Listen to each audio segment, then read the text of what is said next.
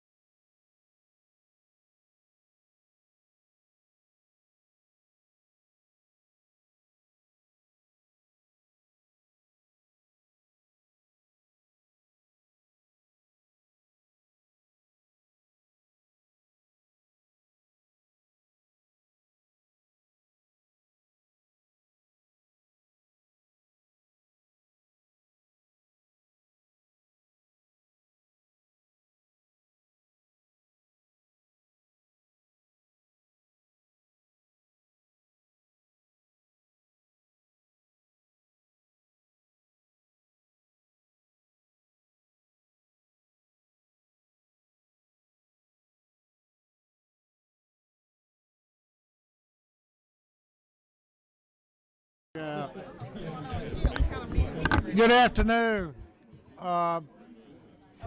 We're going to go ahead and begin. This meeting is going to end at 4 o'clock. I have promised our committee members that they were getting out of here. Each subject could probably take about 2 days of discussion and testimony. I will ask our members to please keep your questions short. You see, we have a lot of folks. We've got a lot of people signed up. I want to get to as many of these, or hopefully all of these, as I can. These are hearings only. This hearing was called because of the great interest in these subject matters. I know you've all received numerous emails, as has leadership, and sometimes, not sometimes, it is nice for us to be able to take up subjects out of session and be prepared to address those subjects in January rather than waiting to the first day of session and then start addressing problems that we know have been there. So that's what we're doing today. And we're going to start off with the APRN issue, and I'm going to call on Wesley Dunn to please come up and speak with Juliana McConnell. Thank you, Mr. Speaker.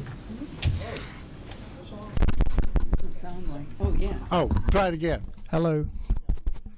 Thank you, Mr. Chairman. Ladies and gentlemen of the committee, my name is Wesley Dunn. I'm here representing you APRNs.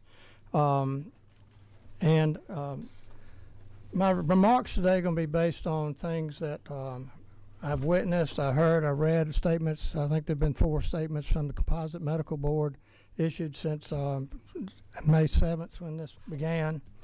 And my remarks are going to be based on those things I've read, the board meeting on June 4th, and other statements I've had personal conversations with. Anything else that comes out today are things that we've heard for the first time. We have several speakers. I'm going to try to be brief in introducing what we think the issue is.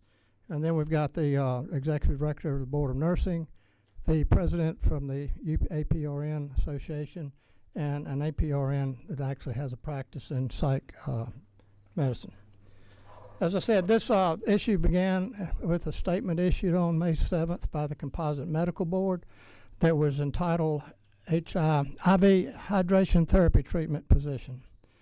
But it went on to reference the APRN Code Section 4334.25 subsection N, which reads, except for practice settings identified in paragraph 7, subsection G of this code section, it shall be unlawful for a physician to be an employee of an advanced practice registered nurse, alone or in combination with others, if the physician is required to supervise the employing advanced practice registered nurse. Such conduct shall not be subject to sanctions by the such conduct shall be subject to sanctions by the Georgia Board of Nursing as to the advanced practice registered nurse and the board as to the physician.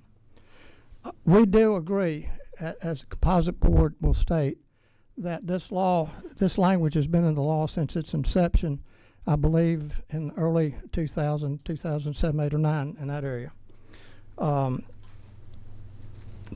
Ms. Taylor, the executive director for the Board of Nursing, is going to get more into the relationship between a delegating physician and the nurse protocol agreement. But these APRNs cannot practice without a protocol agreement signed by a delegating physician that practices in the same specialty. And without that protocol agreement, APRNs cannot practice at all. I want you to keep that in mind. The code section has separate definitions for physician and a separate definition for delegating physician. Delegating physician is one who has entered to a nurse protocol agreement. The physician is defined as a person licensed to practice medicine under this article. Goes on to require the principal office to be in the state or within 50 miles of the APRN's practice. Delegating physicians have a number of responsibilities under the protocol agreement that, again, Ms. Taylor will get into when she makes her remarks. So, and trying to keep my remarks brief so these other people can talk that have more to say than I do. Now, what's happened since May 7th meeting? There have been, I think, in addition to the IV hydration statement, and it claims to have something to do with med spas as well, there have been 3 additional communications from the composite board I'm aware of. And each of them have said something a little bit different, but generally they say this is just a guidance. They don't want any protocol agreements canceled. They want to renew protocol agreements as they come up with existing people or nurses, but they're going to review additional protocol agreements more carefully. And what we found out that means is if you are a APRN trying to set up a new clinic, their position, it seems to be that the delegating physician must own the majority of the clinic. I don't know of any other profession that requires that. Since the inception of the APRN licensing, all over the country we have APRNs that have standalone practices without a physician on the property. And that's been no different in Georgia since it started. We're now hearing that the law has always been the same, but they've been approving these protocol agreements in violation of the law since its inception. We disagree with that statement. We think there is a distinction between a delegating physician having signed the protocol agreement and a physician that's just licensed to practice in the state. And the fees that are being paid from the APRN to the delegating physician are for the professional services they are required to do, and they're fulfilling their duties under the protocol agreement. Furthermore, if there was no compensation, you wouldn't have a contract. Basic contract law requires there to be some compensation for things of value. There are 28 states approximately that operate without the need for a protocol agreement. And to now say that you can only have a protocol agreement if the majority of the clinic is owned by a delegating physician is just contrary to common sense and fairness, and I believe in restraint of trade. And I don't know what kind of country we live in if that's going to be what the law has to be. But we've got the statement that came out on May 7th said that it was for IV treatment facilities and med spas. I don't know what the problem is with either one of those. Very little was talked about with either of those, but it seems to me that the Board of Nursing and the Composite Medical Board could get together and resolve those issues and take care of any bad actors. So with that, I'm going to turn the remarks over to the Executive Director of the Nursing Board to give you all more detail about how the nurses work with the delegating physicians. And then I think she'll be followed by the president of the APRN and then the practicing nurse we have for you. Thank you. Okay, Taylor, thank you. Good afternoon, Mr. Chairman and members of the committee. I appreciate you taking the time to hear me out today. would like to speak to you on behalf of the Board of Nursing regarding an issue that has created significant concern across our state following the Georgia Composite Medical Board's recently issued position statement. As I said, my name's Tara Taylor. I'm the Executive Director of the Nursing Board. And to provide a little bit of background information, APRNs, Advanced Practice Registered Nurses, can serve in one of the following roles. They can serve as a nurse practitioner, a certified nurse midwife, a clinical nurse specialist, or a certified registered nurse anesthetist. And under Georgia law, when performing medical acts, APRNs are required to collaborate with a delegating physician and practice under a protocol agreement through which the physician delegates authority to an APRN to carry out specific medical acts. While many APRNs practice in hospitals, clinics, or physician offices where a physician is physically present, others practice in some of the same settings where a physician is not on site but continues to provide services under the protocol agreement. Delegating physicians who collaborate with APRNs through a protocol agreement must be available for consultation when needed, must review charts on a quarterly basis, sometimes yearly, but many times quarterly, and assume a degree of professional liability through the protocol agreement. Because of the responsibilities and obligations associated with the delegating physician's role, many APRNs compensate their delegating physicians for the services they provide. Without this compensation, there would be little incentive for physicians to enter into a collaborative agreement with an APRN. OCG A 433425N provides that it is unlawful for a physician to be employed by an APRN if that physician is required to supervise the employing APRN. The Board of Nursing, APRNs, and many physicians have long understood this provision to mean that an APRN may not employ a delegating physician because a physician's supervisory responsibilities should not be influenced by an employment relationship with the APRN. However, the statute has not been understood to prohibit an APRN from compensating a delegating physician for professional services, nor has it been interpreted to prevent APRNs from owning their own practices.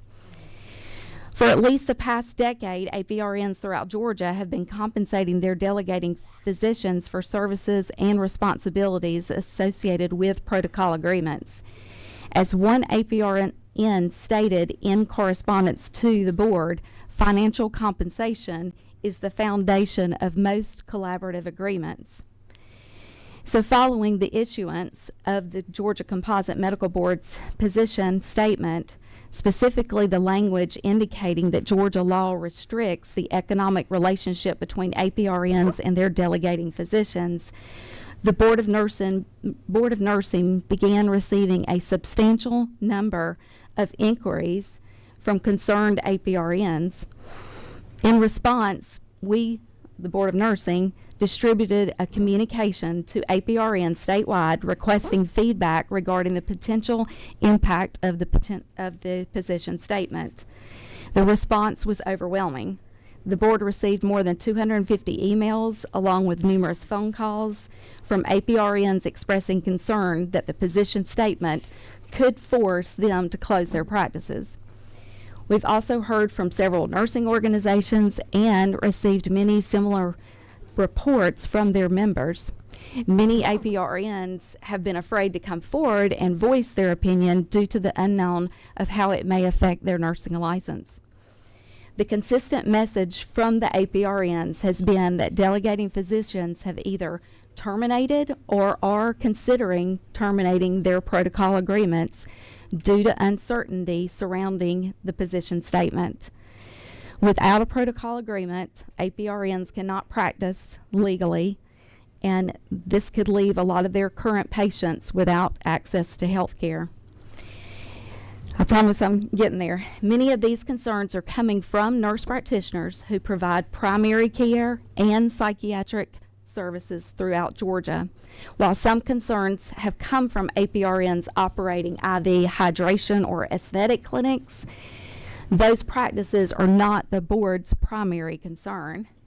Their concern is for the clinics serving rural and underserved communities where physicians are already in short supply. In many of these areas, APRNs are a critical source of access to health care. If these practices are forced to close, patients may have nowhere else to turn for health care. At a time when Georgia continues to face shortages of primary care and specialty providers, enforcement of the recently issued position statement from the Composite Medical Board would create an additional barrier to health care across healthcare access for thousands of Georgians. I would like to close with sharing a message that we received from a psychiatric nurse practitioner. I'm especially concerned about patient abandonment on a statewide level. If APRNs across Georgia are suddenly unable to obtain, renew, or transition protocol agreements, thousands of if APRNs across Georgia are suddenly unable to obtain, renew, or transition protocol agreements, thousands of patients may lose access to care almost overnight.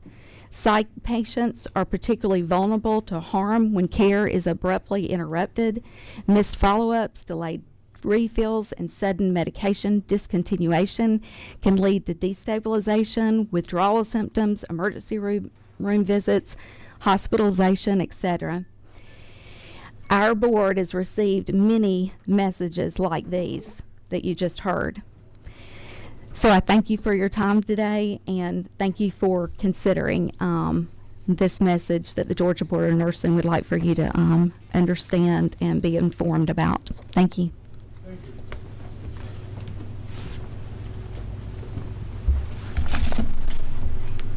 Good afternoon, Mr. Chairman, members of the committee. My name is Dr. Nancy Herlock. I'm an adult gerontology nurse practitioner, and I'm the president of United Advanced Practice Registered Nurses, or UAPRN, of Georgia. I come before you today as a nurse of 23 years. And of those 23 years, I've been a nurse practitioner for 10 years. I'm a former home health care nurse, a business owner, and more importantly, an advocate for patients across Georgia. For the past 8 years, I've owned and operated a house call home-based primary care practice specifically focused on those in Southeast, rural Georgia, homebound elderly patients. My practice was born from a simple but urgent need: access to healthcare. As a nurse, I repeatedly encountered patients who could not access the care they needed due to transportation barriers, mobility limitations, provider shortages, and geographic challenges. Watching patients struggle to obtain basic healthcare became a source of frustration, but more importantly, it became a call to action. Like many APRNs across this state, I stepped forward to help meet that need. I share my story not to highlight personal achievements, but to serve as a voice for the many 20,000 APRNs practicing in Georgia today. My story is not unique.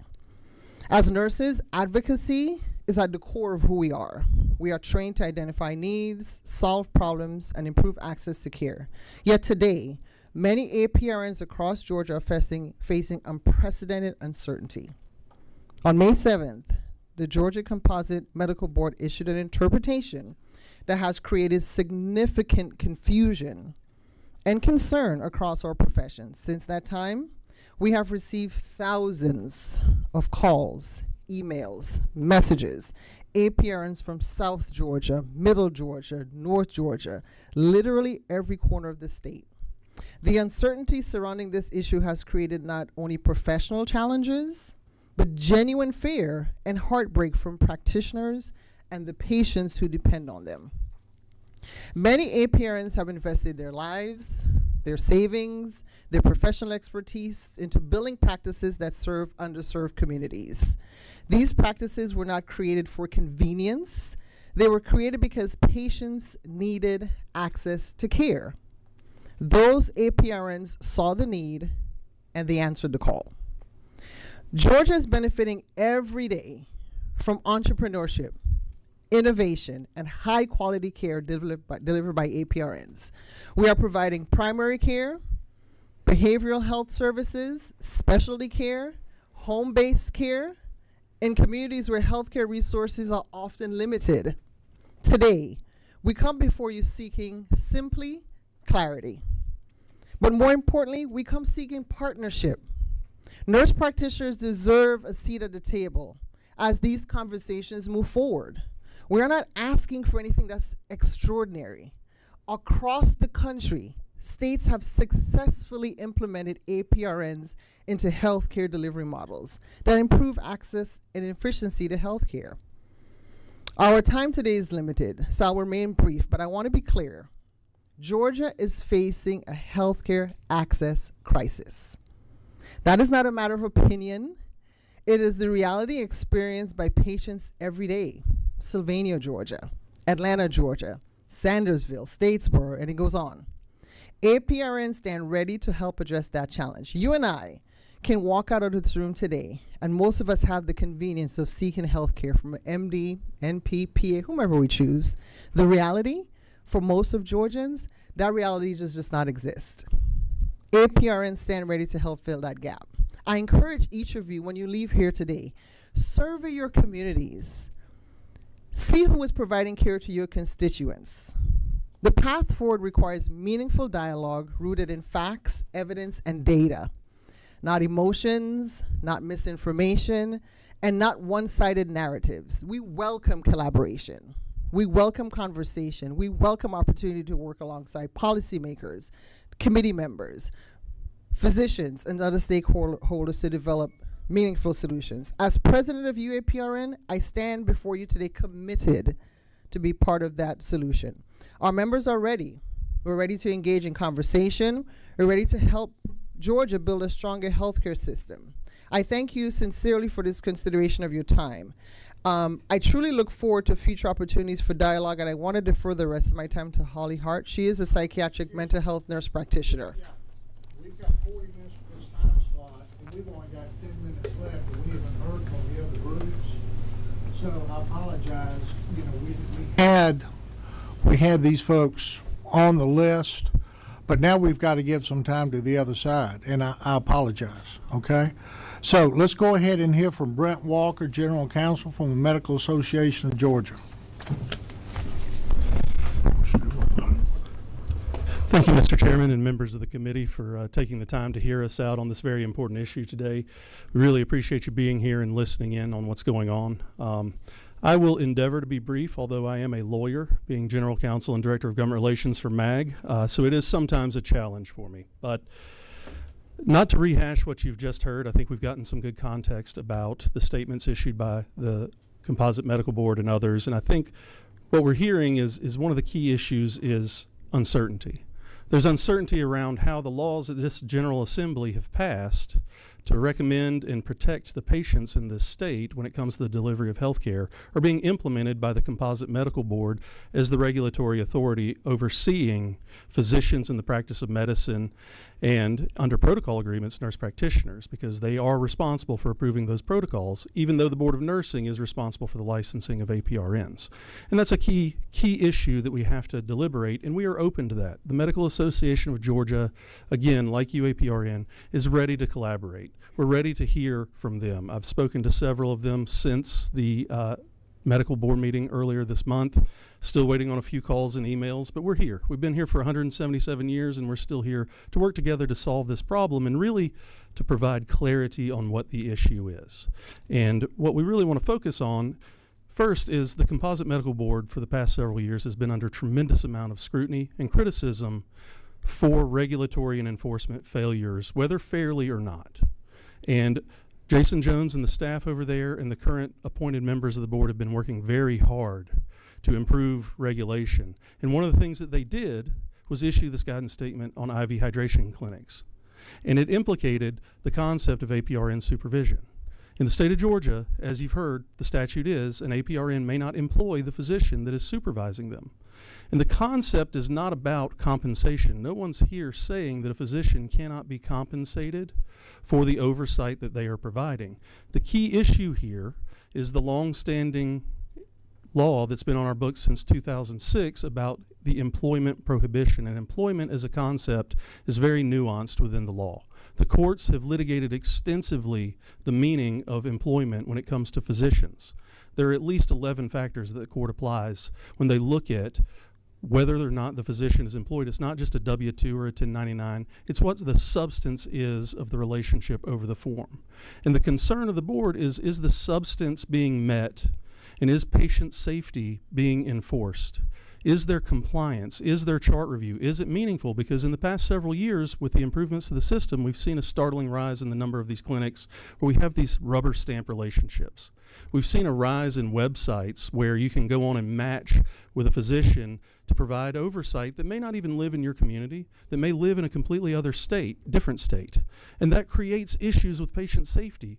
What the board wants and the clarifications that they are continuing to issue regarding this advisory opinion that they've laid out and how they're going to enforce this is it needs to be more meaningful than just a rubber stamp relationship where your physician lives in South Florida and you operate in rural Georgia.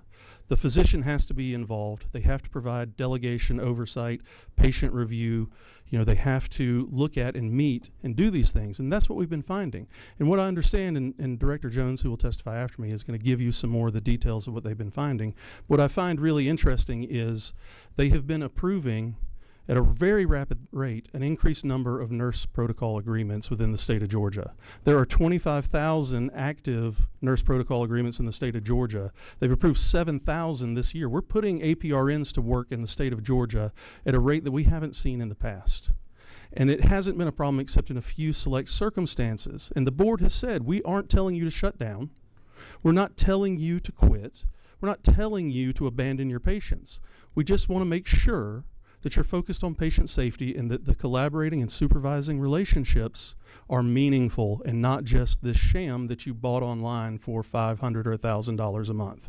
That you really are engaged in keeping the patients first when it comes to practice and the expansion of access to care. And we really appreciate your time hearing this. If there are any questions, I'd be happy to entertain them, but I believe we're short on time. Thank you, Mr. Chairman.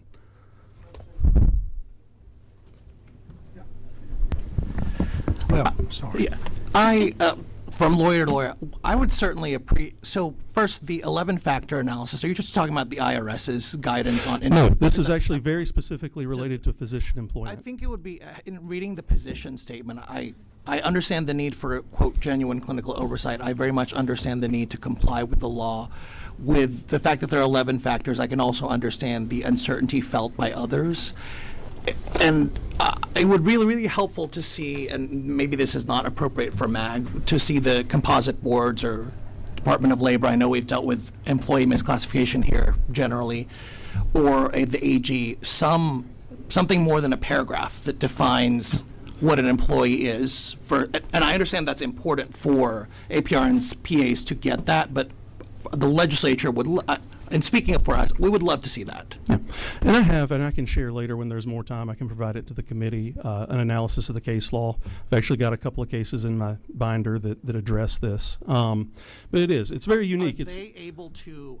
Are the providers themselves able to apply it? Do they get sufficient guidance so that not retroactively when there's already enforcement, that they understand how they might be classified? Well, and that's the goal that we're working towards, is to provide the clarity when we are faced with such uncertainty. So we have been in discussions with the Composite Medical Board, our physician members. We'd love to talk to the APRN community, to the Board of Nursing. We've done this as an organization in the past. We can issue documents for our members that help advise them on what the physician relationship and the supervisory relationship looks like. And we're ready and willing to go as far as even creating CMEs that are accredited for nurses and physicians about what is involved in the physician relationship. We did that as recently as the death certificate issue that passed last year. So we're happy to provide more information. Thank you, Chairman. Could you tell me how many APRN-owned businesses there are and how many patients they service? It's really difficult to have that data. I think the nursing board may have better access. I looked just as a general proposition, like Bureau of Labor Statistics and Georgia's Board of Healthcare Workforce. Closest we can figure, there's around 12 to 13,000 APRNs licensed in the state of Georgia right now, in addition to the 25,000 active protocols. But it's really unclear, and I've talked to Jason Jones about this, what the practice settings are. I think there are a lot of multiple practice settings where they're working clinically, say inside of an emergency department, and also have a wellness spa or IV hydration as a side job sometimes. You know, you have a lot of availability, especially in emergency medicine.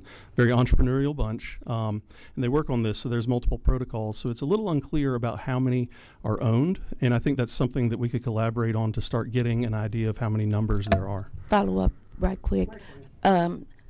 When you say owned, I as a nurse owned a beauty salon. That didn't make me where I was violating their No. laws, right? No. So when we saying APRN owned businesses, are we talking about the corporation that they may own or have some type of shares in, or how are we It's a defining clinical that? practice where they're engaged in the delivery of care. So not just rental units or whatever. And again, to narrow that down, there's a lot of confusion in Georgia too, because we don't have a very specific corporate practice of medicine doctrine. They pull it from case law and the way that the rules are set up. So anybody can own a medical practice. The real key here comes down to supervision. Right, and that supervision relationship. In the past, I've set up these agreements for medical day spas and others where the APRN owned it but wasn't clinically supervised. They participated in management, and the physician they employed supervised other APRN employees. We've seen partnerships. There's a lot of different ways to work around this issue. We need to work with the board and the board of nursing to find out what works so we can appropriately advise everyone and clear the uncertainty. Chairman Hatchett. I think it's maybe me. Who's seven? That's me. Oh, people. I'm 7, by the way. I've got. Okay. Are you seven? Yes. Representative Clark. Thank you, Mr. Chairman. Really quickly, I'm hearing a lot of back and forth, and I guess the question I have is, what does the board contemplate is a solution for this, and is there any legislation that is being proposed in the following session that is going to, in your mind, fix what you perceive the issue to be? From our position, we don't think that this necessitates legislation, but I think we need to continue working on the clarification of enforcement of the rules. And I think Director Jones can speak to that a little bit more robustly, and I don't want to take up too much more of his time. But I think that we can come together over the next couple of months and help issue clarifications and potentially even rule changes if we need to, so that people have a better understanding and more certainty. Thank you. Representative Maniac. Thank you, Mr. Chairman. Okay, what I first heard you say was there has not, thank you for being here. Let me Thank you. start all over. Thank you for being here. I heard you say that you have not had conversations with the APRNs? I have not yet. We had a couple of discussions after the June Composite Medical Board hearing, Okay. but we haven't had any engagement since then. Okay. I know that they have been in robust conversations with the Composite Medical Board. And of course, these things are a process. It's hard to Gotcha. get everybody together. Gotcha. So It kind of trickled down. So let me ask you something else too. It's my understanding that the medical doctors can have 14 APRNs that they supervise. Is that 8. true? It's up to 8. So, 8. and this is actually a very important point. A lot of these websites that are providing information and claiming to be, their compliance solution for the businesses they're starting really don't have current information. I know that the board has seen some of the contracts and they're extremely lacking. I just went on Google and looked at a few of these websites. There's about a dozen of them that match these relationships. And they didn't have the appropriate answer to that question because it's either last year, 2024, we changed the ratio from 4 nurse practitioners and 4 PAs up to any combination, up to 8 physician can supervise up to 8 advanced practice professionals under their license. And those websites still were listing 4. And that's kind of problematic. If you're missing that, how can you claim to be the regulatory authority that's going to keep people apprised and updated? And I think that's really one of the problems we're seeing is it looks like an easy fix, and it's really not. It really requires taking a close look at what the contract is and how the relationship works, and if you can do the reviews, right? If you are involved in the practice and the patient evaluation and the immediate consultation provisions. So that's really, I think, one of the problems that we're seeing as well. Thank you, have one Mr. more. Can I have just one more? I've still got the director to get up. So thank It's you really fast. really fast. Is today's conversation specific to IV hydration and med spas? Is that what we're talking about? I think that's here where it today? started, but I think we're more generally looking at the nature of APRN supervision thing. in the state Thank of Georgia now. That was Okay, it. thank you. Thank you. Easy They're gonna- peasy. All right, I'd like to hear from the director, Jason Jones of the Composite Medical Board. All right, thank y'all so much for Thank you. having us. I'll try to be quick. You know I can talk fast, Chairman, so I'm gonna try to do that. But the mission of Georgia Composite Medical Board is to protect the health of Georgians through proper licensing of physicians and other healthcare practitioners and the objective enforcement of the Medical Practice Act. That's what we're doing here, is that objective enforcement of the Medical Practice Act when it came to problems we were seeing. Since the implementation of the board's online licensing system in around July, August 2025, the GCMB has approved approximately 7,300 advanced practice registered nurse protocols and denied 519.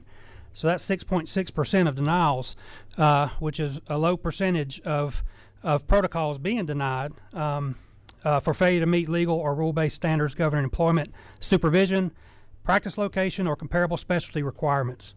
More than 25,000 active APRN protocols currently remain in effect across the state, including within Georgia's 120 rural counties. So on average, the board now approves approximately 900 APRN protocols per month, compared to the average of 250 per month prior to the launch of our new system, an increase of more than 260%. So we're putting more APRNs to work than we ever have before. The growth reflects substantially higher rate of APRNs being credentialed to practice today than 1 year ago, where all required documentation and signatures are properly submitted, and some protocols are approved the same day. That didn't happen in the past. So I think we're doing better with these as we move forward. So I think you'll see that that continued improvement.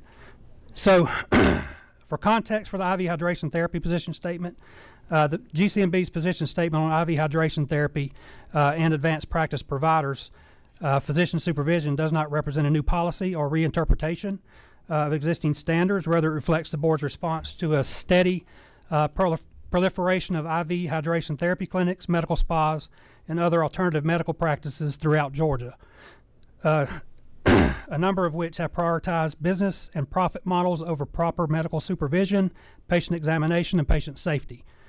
In fulfilling its statutory mission, the GCMB is required to enforce the rules and laws established by the Georgia General Assembly. The IV hydration position statement reflects this responsibility directly. The underlying issue stems in part from instances in which APRNs have begun practicing outside appropriate regulatory parameters, often without first researching applicable rules and laws, and have entered into business arrangements with physicians who execute supervisory protocols without providing the oversight those protocols require. This is not a one-sided issue, but a shared responsibility with direct implications for patient care and safety. So it's a two-sided ordeal we're trying to get a grasp on. The board's review has further found that APRNs have, in some instances, received misinformed legal advice from private legal counsel. In addition, private collaboration matching companies that pair delegating physicians with APRNs or vice versa have in certain cases omitted key information regarding Georgia law and board rules from the resulting contracts, inadvertently leading these professionals into a non-compliant agreement. So sometimes they were given bad advice on these contracts with these collaborating companies. We've reviewed the contracts and we've seen that they've omitted quite a few things. So since July 2025, the board has operated under a fully online system, ThoughtSpan. This transition has revealed several compliance issues related to supervision, location requirements, specialty alignment, and the misrepresentation of information within APRN protocols. So issues that were far less visible under the former paper-based process. These findings include the following. So out-of-state oversight. Physicians licensed in Georgia but practicing out-of-state have applied for protocols despite not practicing within Georgia. So one of the requirements in the law is you have to practice within Georgia or 50 miles of the location where the protocol is being utilized. These arrangements have in some cases been facilitated by matchmaking services that provided inaccurate information or omitted board law and rule requirements from the governing contracts. A review of the contracts revealed that the following board requirements were consistently absent, incomplete, or stated only in generic terms. So the contracts will leave out restricted license prohibition, comparable specialty requirements, maximum APRN cap, as Brent was saying, employment prohibition, they left that out, controlled substance family self-prohibition, record review obligations are frequently stated in generic, nonspecific terms, substitute coverage and referenced in agreements, but those agreements do not clearly implement the board's concept of a designated backup physician. They were leaving out key aspects of our rules and laws in these contracts, which were misleading to these APRNs and physicians who were entering into these agreements. So misrepresentation of practice locations. In multiple instances, physicians and APRNs have submitted inaccurate practice locations to obscure either the physician's out-of-state location or the APRN's actual practice location and services rendered. A recurring pattern involves the use of a month-to-month leased office where no genuine medical practice occurs to mask a non-compliant arrangement. So what we found is the month they would rent an office space with a desk and a chair, say that's where they're seeing patients, but they weren't. So then there would be another location where the APRN was practicing, and the physician would be out of sight, out of mind. So that's one of those 500 and so that was probably denied. Specialty misalignment. In some cases, physicians and APRNs have listed mismatched or inaccurate specialties, misrepresenting the nature of supervisory relationship within the protocol, which is in violation of our rules and laws. Incorrect use of institutional protocols for independent practice. So in several cases, a physician and APRN have entered into a valid protocol agreement within a hospital or clinic setting. So let's say they work at Emory, Piedmont, one of the hospitals, enabling an APRN to obtain a DEA registration under that protocol. The APRN has subsequently leveraged that same protocol and its associated prescribing authority to operate an independent side business despite the approved protocol being limited in scope to the original hospital or clinic setting. A number of these cases have involved IV therapy clinics or medical spas. So then the excessive protocol agreements, they can enter into up to 8. Some get with APRNs, and they may have 14 applications. APRN is paying that physician to enter into a protocol, but they can't because they already have 8. So now they're paying this physician thinking they're going to have a protocol, but they don't. So we're trying to stop that as well, not just any practice with APRNs. We're trying to stop the practice of physicians from doing some of this stuff. So protocols involving restricted licenses. We've had some that own restricted licenses that try to apply for protocols, and so we deny those as part of those denials too. And importantly, these findings represent only approximately 7% of all protocols, demonstrating that the supervisory system and processes the board has implemented are functioning as intended. So we do have a path forward. GCMB is committed to ensuring that all licensees are compliant with the rules and laws of the state in order to protect both patients and integrity of the practitioners who serve the citizens of Georgia. To advance this goal, the GCMB will work with its licensees, APRNs, and stakeholders, which we have been doing ever since I've been there 2 years ago. We've been talking with the APRN Association, with the nursing board and other boards, trying to figure out how we can collaborate better. So what we want to do is develop and administer educational programming, including continued medical education that reinforces the standards governing the practice of medicine in Georgia for all practitioners. We've learned that the laws and rules sometimes are not looked at, so they do what people do and follow what somebody else is doing. So maybe they're doing wrong. We got to make sure we educate and make sure they're doing right instead of following the wrong way. Maintain a sustained effort to keep practitioners compliant with current rules and laws through consistent education and compliance activities, which we're doing with these statements. Direct GCMB legal counsel to review and update all rules and laws pertaining to the Medical Practice Act and the professions the boards regulate, ensuring alignment with current best practices. So we're trying to figure out what the current environment is so that we can either adapt or figure out how we can better serve the patients of Georgia. As well as the practitioners. Establish a more consistent and collaborative working relationship with the Georgia Board of Nursing and relevant stakeholders, which we do. Me and Natara email probably every week on something. So we're building that relationship and trying to make sure we're engaging in the proper way. Engage the GCMB board in defining clear compliance standards for the current practice of medicine and APRN protocols. So we're going to review what we have here. We're going to go back and see what we can do with legislators to make sure that we're addressing the needs. But as you can see, I mean, we want to continue to approve on a daily basis legally compliant protocols that meet supervision, location, and specialty requirements as outlined above. The board has enabled 260% more APRNs to enter practice over the past year through the consistent approval of approximately 900 protocols per month. So we're continually doing better, getting better.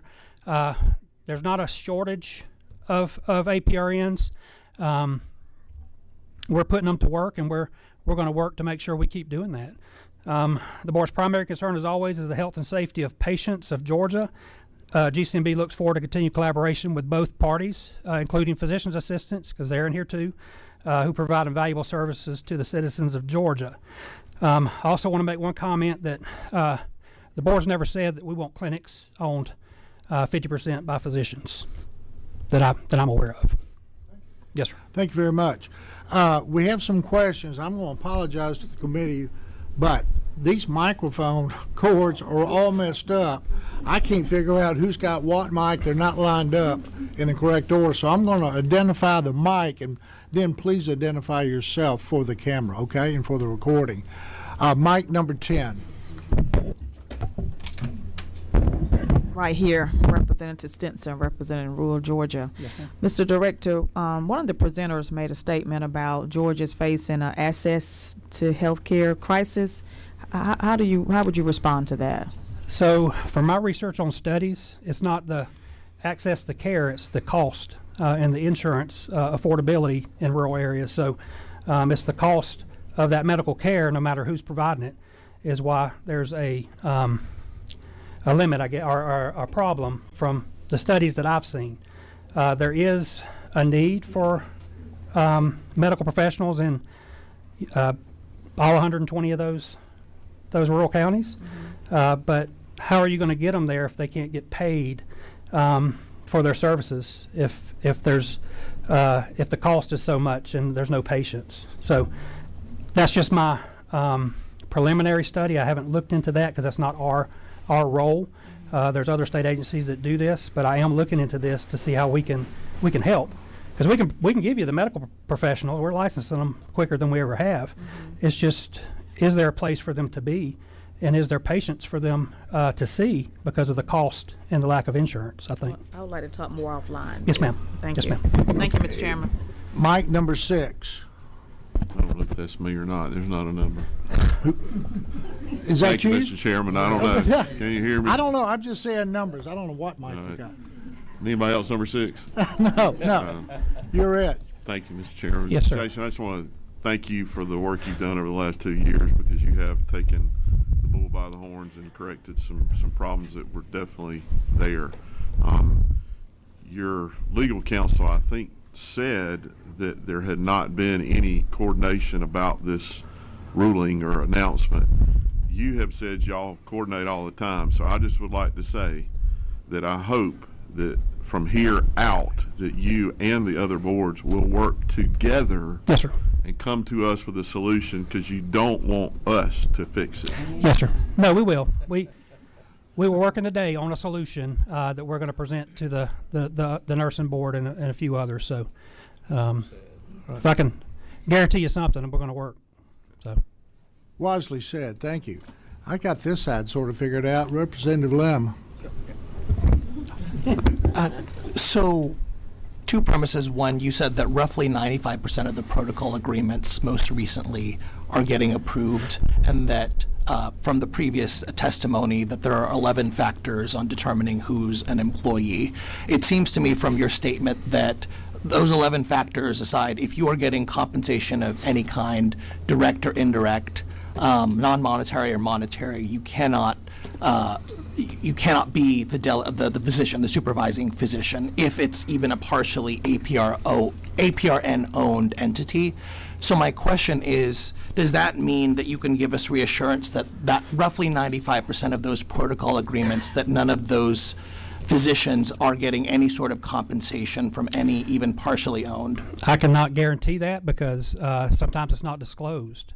So we review the information that's provided. So if they meet the supervision, they meet the location, and they meet the specialty, we don't ask that. We were asking it for a period just because we knew we were having issues, but we stopped asking that after this so that we can go back to reviewing those other criteria to make sure they match. And if they match, we're not asking, are you paying or anything else. We just want to make sure that physician is supervising the APRN appropriately by our rules and laws to make sure that, because they're giving them the prescribing authority to be able to prescribe medication. So we want to make sure that that supervision is there and they're reviewing the records and they're making sure that practice is legit. And it's hard to see that on an application or a piece of paper. So if we get a complaint, we're going to look into it further. If not, unless we have something else, that protocol is going to be approved, which they have been. We just don't know which ones may or may fit that category. So I'm not advocating one way or the other for it, but from what I heard you say is you don't always ask if there is compensation unless X, Y, Z are checked. Given that's such a critical part of the analysis, why? Because it's the employment piece is in question. So as long as the supervision specialty is aligned, why should we ask that right now? Because that will just muddy the waters more, I believe, instead of fixing and getting people to work, making people comfortable that's actually going to do a good thing.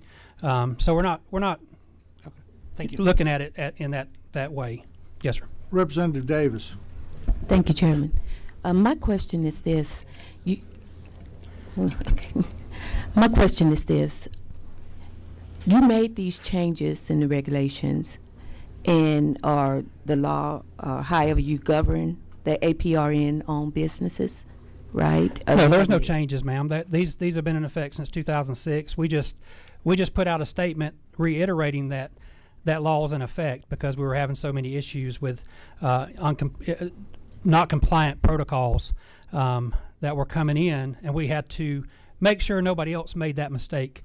So this has always been, the board has always took action on this law and rule. It's just only when a complaint came in and we were able to investigate it. I guess I'm a little confused because I'm looking at this from the point of view that we have long tried to attack the issue of healthcare deserts, mental health deserts, and a way to attack that is using APRNs as a source of access and care. I guess I'm trying to figure out who was doing the oversight because this seems to be Yes, at ma'am. a crisis level. So 2006, the whole intention of this legislation was to put APRNs in rural areas. I don't know who was in charge of that at the time, but it appeared that 20 years later, we're still trying to work on that issue. So this is why we're trying to step forward as a medical board to implement some of these things, because your question is just my question. Why in 20 years is this still going on? So that's why we're doing more APRN protocols to put people in work in these areas, and that's why we're tripling the numbers of protocols we approve. So we're doing our part to try to get more practitioners out there, but they have to be compliant with the current rules and laws. Well, your testimony seems to conflict quite a bit. Yes, so ma'am. if you could provide us some type of data as to how many APRN-owned businesses we're talking about, how many patients So nobody could keeps that possibly data? be. So we don't have a registration for who's owning what practice. We just have the what we regulate is the physician supervising in that protocol with the APRN. We don't regulate APRNs. That's the nursing board's job, and we don't regulate the practices. So we don't have any registration mechanism within the state. So we're looking at that as far as the protocol, maybe to edit that a little bit, to add that, because we don't have that, and it hasn't been in effect for a number of years. So I think we're looking at that, though, because I see what you're getting at, and we need that information too. Thank you. Mike, number 7. Thank you, Mr. Chair. Very quickly, you made a statement, or a statement was made on May 7th, and since then, have you heard from any physicians that are now worried that they need to basically cancel the nurse protocol agreements they have with the APRNs? And if so, what do you think the impact of that might be if that happens while we're trying to figure this out when it comes to access to care in certain parts of the state that do have a healthcare access issue? Yes, ma'am. I got with staff to see if they received any correspondence through our Next Request customer service, or any emails or any phone calls. We haven't received any specifically to that. We've also asked, have we had any nurses, APRNs, contact us saying that this is happening? No. We hear that the nursing board and the APRN, UAPRN, are getting those. We're asking them to forward that to us so that we can look at it on a case-by-case basis, but we don't see a crisis because of this. Physicians have canceled APRN protocols since 2006. I mean, it happens every week. They're going to cancel a protocol because of whatever. If the supervision isn't there and a physician decides to cancel that protocol because of that, I mean, I think that should be done because they're not given the proper supervision. But we haven't seen an increased number of those according to our current stat that we pulled today. But we're monitoring that to make sure that there's not an issue. But we want to hear from those that may have that issue. But again, we're not getting that information sent to us. The nursing board did send us some of those emails, and the ones we were able to look up have active protocols. Some had denied protocols because of certain criteria wasn't met. But we don't see it from the medical board standpoint as a crisis happening in the state. Thank you. Okay. Yes, ma'am. Thank you. We are now at 3 o'clock, and we have a couple other large issues to handle. I know you have some more, and thank you very Thanks, sir. much, Appreciate Jason. y'all. I appreciate it. I know you have some more APRNs to speak. Hopefully we can do that after we get through some of these others, but we got a lot of folks here to talk about the 20% reductions, and so we need to get to that. Let me just also say this. This is the beginning of a conversation and not the end. Hopefully the groups here speaking today can come to an agreement and fruition of a pathway to settle this issue between now and session. If they do not, and if they're not in litigation, because obviously we can't address subjects completely in litigation, if those things are not accomplished or do not happen, then we will again pick this up in January when we go back into session. If both groups feel like that, or anybody on this committee feels like that, then we'll revisit this situation. Again, if we have some time, we'll come back to some of the APRNs. I think you've got a couple more. Mr. Dunn? Yeah. And well, I've got one on the list, too, that I don't think is that you're aware of. Okay, now let's move to the care management organizations, which is a 20% rate reduction to the therapy codes. First one up is ABA. Neil Jacobitz.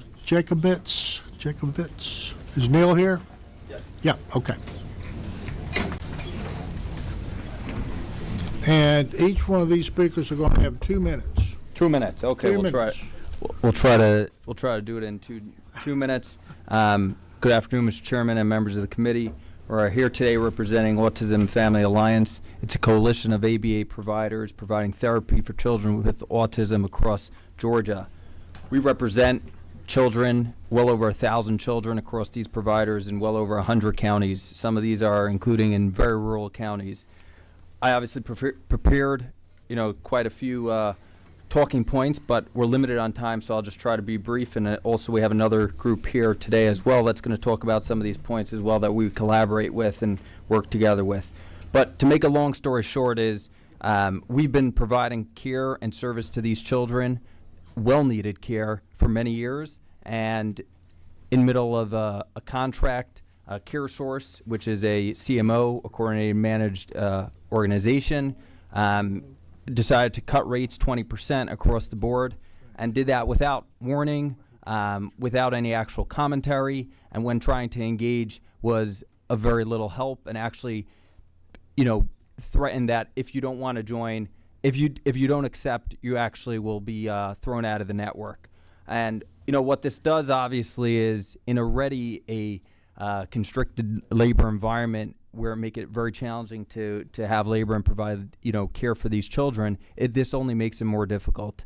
We're talking about this as losing access to many children across many counties, particularly in rural areas where there is an inadequate amount of providers to begin with. So that means it's not a matter of, okay, these children can go to some other provider that may accept these rates. It's effectively meaning these children will no longer have care. And this is life-changing care for these children.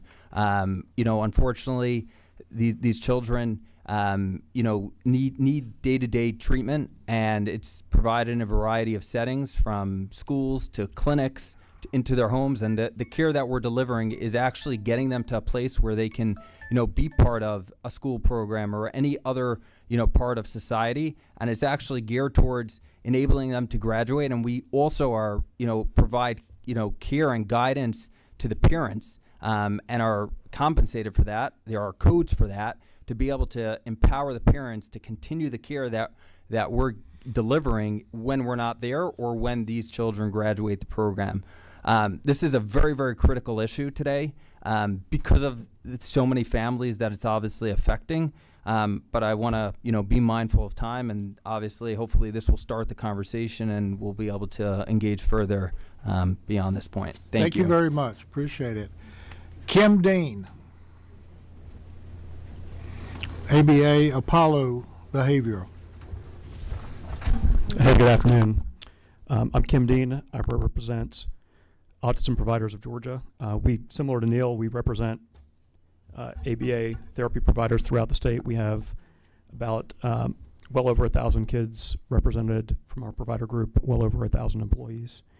And to give a little bit of background on this issue, Georgia started to cover ABA therapy through the Medicaid program starting in 2018. Since then, there's been a 3% rate increase, which happened in 2025. With a 20% rate cut, that would be effectively an 18% cut since the inception of the program.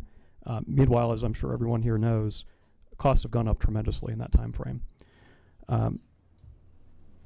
Further, many in this room probably also know that Georgia is only one of 2 states in the country that pays a different rate based on place of service. So Georgia compensates in-clinic care at a higher rate than, in-home care at a higher rate than in clinic. The legislator addressed that in the last legislative session. We appreciate that very much. The timing of this cut is very curious. As you all know, these announcements came out right as the rate increase that you all approved was becoming public, and it also came in an environment where CareSource is the only incumbent managed care provider. So very notable there. If these cuts stand, not only would it be very disruptive, but it would put Georgia Medicaid rates well below North Carolina, TRICARE in Georgia, and for clinic-based care, even below South Carolina. And you all may have received the handout, which has a chart showing the rates. What this cut means for providers is they face a very difficult choice of either discharging the children that they serve, or in almost all cases, with this being a very thin margin business, operating at a loss in order to serve CareSource's members.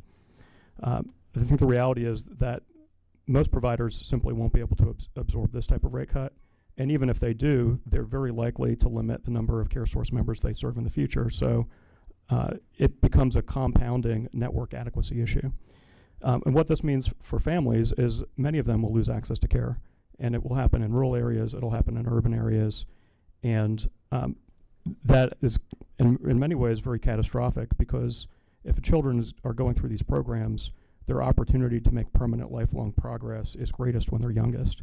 So disruption could make them permanently worse off, and also make the taxpayers permanently worse off, because their cost of care will be higher over their lifetime. So we conducted a member survey. Yes. Can you wrap up? Yeah, absolutely. My final question to the committee is whether or not it's appropriate for providers in the state to have to come out of pocket to serve the CareSource members. Thank you. And I apologize, but we do have a few people here that want to speak to this. Margaret Ann Parker, OT, occupational therapist.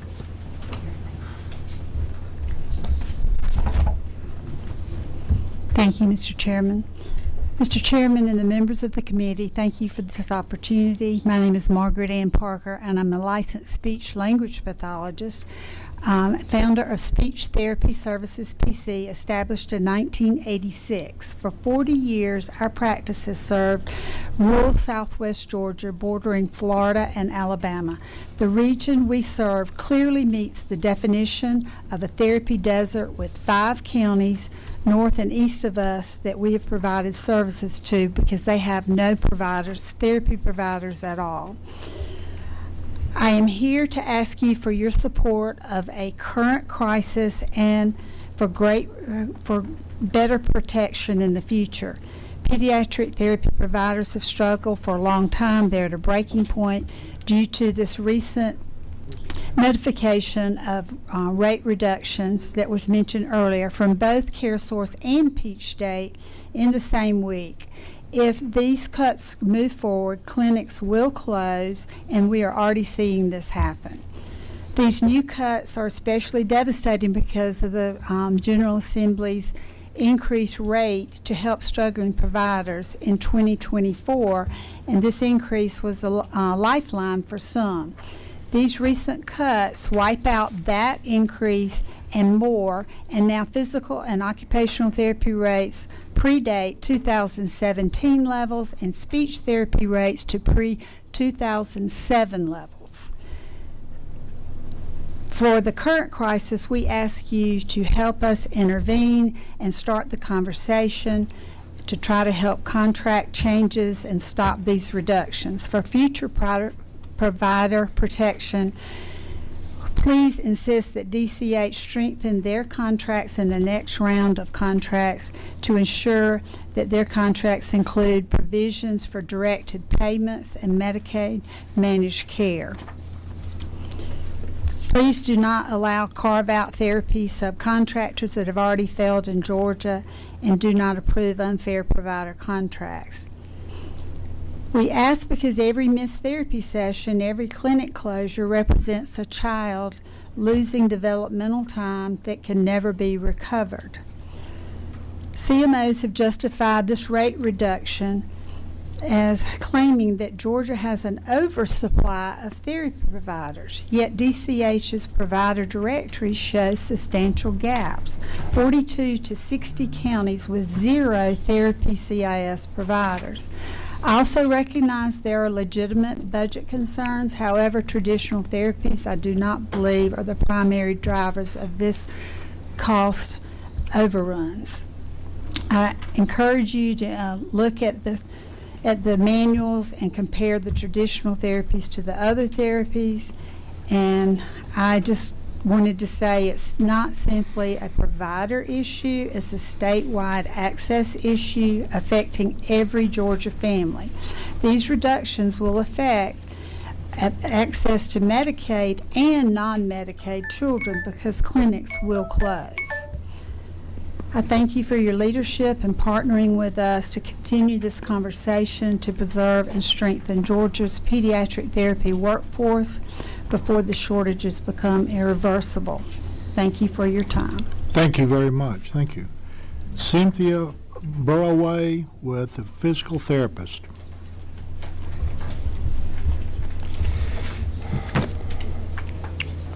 Good afternoon, Mr. Chairman and committee members. I thank you for the opportunity to speak to you today. My name is Cynthia Burroway. I'm a licensed physical therapist and founder of Atlanta Children's Therapy Associates. We provide environmental pediatric, occupational, physical, and speech therapy to homes, schools, and daycares. Our team of 30 therapists serve children across a vast geographic footprint, from as far north at this time from Gainesville down to Jonesboro and everywhere in between. We bring skilled pediatric therapy directly to families who face health, financial, and travel barriers to going to traditional clinics. I hate to count the years, but with over 41 years of clinical experience and 3 decades operating in Georgia, I see firsthand on-the-ground realities facing these Georgia families. This is about the children. This is not about the practices. This is about the children of Georgia. The truth is that pediatric therapy is in severe crisis that will only be intensified by the recent reimbursement cuts that have been announced by Peach State and CareSource. Pediatric therapy serves children diagnosed with developmental delays or disabilities from conditions such as cerebral palsy, prematurity of birth, Down syndrome, or other specific genetic disorders. Pediatric therapy centers on habilitation, and what that means to learn is that they help these children master vital skills such as walking, feeding, speech for the very first time. We partner with families to make this happen. Today, the system is broken and provider networks are completely inadequate. Before all this, they're completely inadequate, may I tell you, to meeting a massive growing demand of the children in need in Georgia. Beyond this general shortage, there's a severe natural environment blind spot in the state's provider assessment framework. The federal law mandates that therapy for infant and toddlers, that's the 0 to 3 children, under the program of Babies Can't Wait, occur in the natural environment. While our practice serves these Babies Can't Wait children, we serve all the children in that natural environment because that's where therapy has been shown to be most effective. This model is essential for children of all ages who suffer from severe medical conditions, making travel highly difficult. It is also a vital lifeline for these low-income families who simply lack transportation or resources to drive to a clinic, not once, but every single week or on a regular basis to obtain that care for that child. And it prevents excessive time when you come to them for having the caregivers or parents so they can be in their home doing the things they do or be able to work and take care of their family. Sure. This crisis will only escalate, and if reimbursement if Georgia allows reimbursement rates to decrease or stagnate, our pediatric force will continue to disappear. I'm asking 3 things today. We cannot solve a problem we refuse to measure. We cannot sustain a workforce we refuse to pay fairly. And I'm asking if there's a way to halt all the CMO rate reductions. They should not be allowed to buff their profits at the expense of the provider networks while they are failing to meet the medical needs of their members. To please overhaul the network analysis system to drastically reform how it now analyzes provider adequacy to account for the real-world wait lists and protect reimbursement rates. The new CMOs that are coming in must explicitly state that pediatric therapy reimbursements cannot fall below Georgia Medicaid rates. Thank you for your time and commitment to these most vulnerable children. Thank you. Jack Cronenberger, Autism Speaks. Good afternoon, Chairman and members of the committee. My name is Jack Cronenberger, and I am reading the testimony of J.J. Hurley, who is a longtime Georgia resident, a member of the Autism Speaks Autism Response Team, and most importantly, the mother of Jackson, a nonverbal young adult with level 3 autism and significant support needs. Thank you for the opportunity to have my testimony read today. I have asked this testimony to be shared on behalf of many Georgia families whose loved ones have complex developmental needs and rely on Medicaid for their care. For adults with intellectual and developmental disabilities, finding dental specialists equipped to serve them is already an extreme challenge. This is the reality we're facing with my son Jackson. This past May, he aged out of the dentistry program at Children's Healthcare of Atlanta. Now we face the daunting task of finding an adult provider who can safely care for him. For many of these individuals like him, routine office cleanings are fine, but complex procedures like extractions, specialized x-rays require sedation. For safety, sedation must take place in a hospital operating room. For over 30 years, adults with complex developmental disabilities across Georgia have relied on these specialty dentists in the Atlanta area. Wellstar Kennestone Hospital has historically been the critical partner providing these dentists with operating room access necessary to treat Medicaid and high-needs patients. However, we recently learned that Wellstar Kennestone has notified these specialty dentists that their hospital's operating rooms that they've had access to for almost 30 years will be coming to an end on July 15th. While I do not know all the administrative reasons behind this decision, I know the impact could be devastating for thousands of vulnerable Georgians who may be left with nowhere to go for medically necessary dental care. My ask to the committee today is this. Please use your voice, oversight role, and convening authority to bring the right stakeholders together and identify a path forward. We understand this committee may not be able to directly reverse a hospital's decision, but you can elevate this urgent issue, ask important questions, and help ensure these families are not left behind. Autism Speaks is fully ready to partner with members of this committee, state agencies, providers, hospitals, and families to find a solution. Thank you for your time and your service to Georgians with developmental disabilities and complex care needs.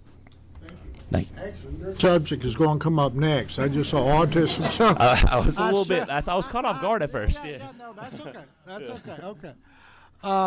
Let's call on Jesse Wethington, the Georgia Association of State Healthcare Plans, to speak now. Good afternoon, Mr. Chairman, members of the committee. Thanks for the invitation to be here. Again, I am Jesse Wethington. I'm here as the president of the Georgia Association of Health Plans, which is a trade group which represents both the commercial and the Medicaid managed care industry in the state. Appreciate the opportunity to be here and speak to the committee. Our association is here to provide some additional context or information to you all around this. We do have a position that if we take a public position that's unanimous, as you've heard, there are 3 incumbent CMOs, 2 of which have kind of taken the steps that you've heard from the provider community here. So I'm not going to address any kind of specific carrier to business type question, but can address any issues that y'all have in general around concerns with access. Obviously, it's a difficult situation, and we do not want to be in the situation of having to pass rate cuts on the providers. I think many of you may have been here back in the Great Recession. The last time we had to do that was a painful experience. Unfortunately, the situation that 2 of these CMOs have found themselves in is having to make some reductions based off of pressure on the growth of therapy services, particularly autism and ABA therapy, but as well as STPTOT as well. And again, we are funded at a level funded capitated rate per Medicaid member. That fixed dollar amount has to go toward that whole person's care for everything that member may need. And so those 2 carriers have had to make some difficult decisions around what do we do to make sure we're able to sustain the whole benefit model for the whole person while still making sure that those members can get in and see services. As you've heard, there's 2 CMOs who have kind of taken steps around rate reductions. That's not to say that the 3rd is not doing anything. They are also looking at high cost claims, outliers, if folks are billing more than 40 hours a week per services, if they're billing an RBT at a psychiatric level.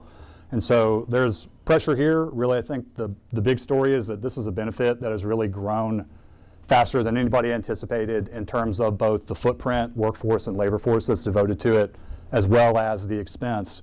And so that has not quite kept up with the growth in the expense that we have to address as an at-risk plan. And so unfortunately, we've had to make some difficult decisions.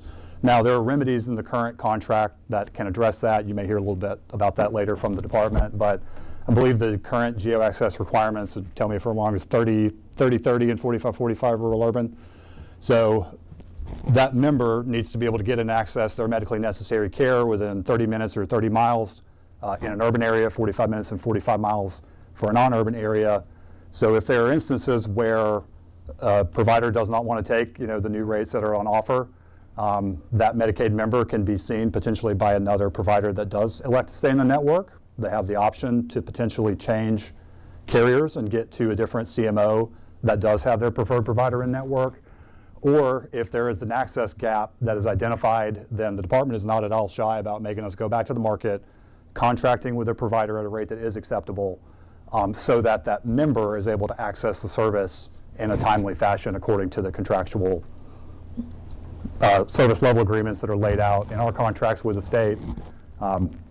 I've heard that some of those discussions have been happening, like even in the hallway here. So there are individual cases where if we identify a gap, the carriers are working to make sure that those gaps are filled, help make sure that that member gets service. But at the same time, all of you that are deeply involved in Medicaid budgeting, this is a conversation we've had with y'all over the last several months. I know personally I've had it with at least 3 of you, kind of alerting you to this funding pressure issue and that some of these things may be coming down the pike. Unfortunate, but that is where the situation we find ourselves in today. So thank you, Mr. Chairman. I suspected I might. Thank you, Mr. Chairman. First, I want to address the providers in the room here. I have a 17-year-old son with Down syndrome who is now a healthy, happy young man because of you and the way you've changed his life through Babies Can't Wait and other programs. I'll tell you, it's difficult to access. When we were going through it, it's gotten even worse. Mr. Wellington, is there a member, is there someone from CareSource here in the room today? There was a representative from CareSource here earlier today. He waited as long as he could. Unfortunately, he had to go to an OB appointment with his wife. He did have to exit. There are representatives from CareSource here. Do they plan to get up to the mic and speak? If you want, now would be the time. I mean, I'd love to address them directly. Right. I mean, because Josh Mackey, I represent CareSource here in Georgia. but there's no one from the organization itself here. As Jesse stated, there previously was. He waited. He had to go to another event. I've worked with CareSource for 13 years here in Georgia, so I would tell you I would say I represent them, I hope well. Okay. Well, I'm disappointed they weren't able to be in the room because frankly, I've got no tolerance for anyone who is hurting some of our state's most vulnerable kids. And so I've got several questions. I'm going to keep it short. Please. Thank you. A lot of lights. Were the rates changed in the midst of a contract? Yes. And what good is a contract then if we can move the goalposts? That is permissible under some contracts. Okay. So that is not something that's exclusive to CareSource or Medicaid contracts. That's pretty much exists across insurance, commercial, and non-commercial. How does a network stay viable if costs are going up 18% but reimbursements going down 20%? I don't necessarily think it's going to be unviable or viable based upon that.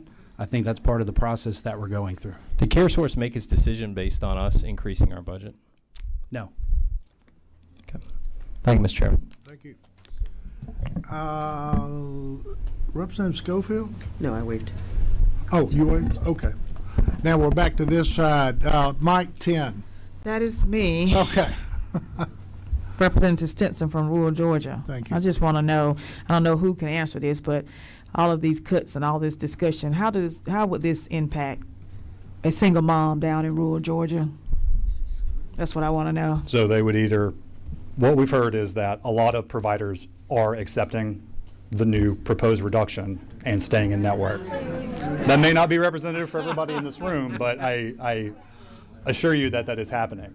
But they're saying it's not true. So what is it? What is true? Well, ma'am, I think we don't have a whole sample size here, but Okay. they would either be able to potentially be seen by the same. We need to know that, but I don't know if this is the time or the place. But I do want the answer to that at some point. So thank you, Mr. Chairman. You can continue. Okay, Mike number 8. Thank you. Thank you, Mr. Chairman. And Jesse, my friend, I'm glad you're here, but I have a lot of questions for you. First of all, to your point about the services increasing far more than was anticipated, well, isn't that one of the things you accept when you take on a capitated program? Absolutely. Isn't that part of what you're doing? Yes. So anyway, we are so at risk. listen. So as you know, I'm a longtime provider of the frail, the elderly, the disabled, you name it, I've served them. We've taken the right position in Georgia to not expand Medicaid to able-bodied working people who choose not to work. And we did that for one reason, because every effort we make should be focused on taking care and improving services, not decreasing them, to improving services for the frailest of the frail and the most vulnerable in society. That is the reason I've taken that position from the day I've been here, because our efforts must be to making things better for the disabled before we think about doing anything else. I don't understand how when the legislature makes it very clear that we want to improve a particular service because we know the benefit of that service to improving the lives of children so that we spend less caring for them in the future. So when the body sends a strong message that that's what we're doing, as we did last year with the monies that we put in thanks to the chairman here and his great work, the monies that we put in for the exact same thing we're talking about today, and then no sooner have we hit the door and we're starting getting calls about rate cuts. Listen, my people, multitudes of my people have children that need adequate care, and I hope that all of us can agree that the most vulnerable population among us is children with a multitude of needs, autism, and you name it, physical or intellectually. But I think I just want to emphasize that this is a capitated program. You alluded to that. Again, my friend, you alluded to that. And so when the excuse is, well, we didn't anticipate this growth, well, that's your job, to anticipate the demand and the need for services. And I'm going to leave it with this, for the chairman's going to get mad at me. Already. Nothing new every day. One question for you. What is driving that increase in demand? Thank you. Thank you, Chairman. In terms of the increase in utilization, Yes, I mean, yes, we've seen that. You've seen behavioral health services, I think, utilization's increased about 62% over the period from 2018 to 2025. A lot of these areas, especially in like the autism services community subset of it, again, that's not the whole picture, it's a big piece of the picture, that has been more like 300%. And so we are at risk, we are capitated, that is part of the thing that we signed up for as CMOs, but we have a conversation with the state every year when they develop our rates. That's always a back and forth, there's a little bit of give and take there. But this is something, and Georgia's not the only state that's in this position. Several states have recently done actions to retrench expenditure, particularly in light of the growth in this program. So, I mean, the growth is driven by, I think, demand and diagnosis, and now there is a lot more, I think, awareness of this in the wider body public. But we still have a commitment. We have to make sure that that member gets seen. They have to be able to get into that appointment within 30 minutes, 30 miles, 45 minutes, 45 miles if you're in a rural area. And if they're not, then we have to go back to the market and contract. Excuse me. Mike number 8. Mike 8? I don't know who that is. That was Oh, that was Mike 7 then. You cut me off. Who's 7? That's me. They're all crossed up, so thank you. It's fine. Thank you, Mr. Chairman. Very briefly, I want to talk a little bit about impact because we got a packet of papers, and one of those included a survey from, I'm not sure what this organization is, but it said that of the people that responded to their survey, about 60% of them were on the children in our state. I'm not even talking about the providers. What is the impact on the children in our state if 60% of the people that are providing this care say, I can't afford this, and they pack up and leave? So my hope would be that those children would be seen either by another provider of a similar service that did choose to stay in network, or that Medicaid beneficiary does have the option to change it to a different plan that may have a network that is more aligned to meet their particular needs based on where they live and what their child, in this instance, medical needs are. So just a quick follow-up to that. So I'm just going to make the assumption that CareSource is providing or is the organization that's providing a lot of the contracts with these providers. Sorry, I'm not using the right words at the moment. But even if they try to go somewhere else, again, impact-wise, and you probably can't give me a number, but I'm thinking about the children at this moment.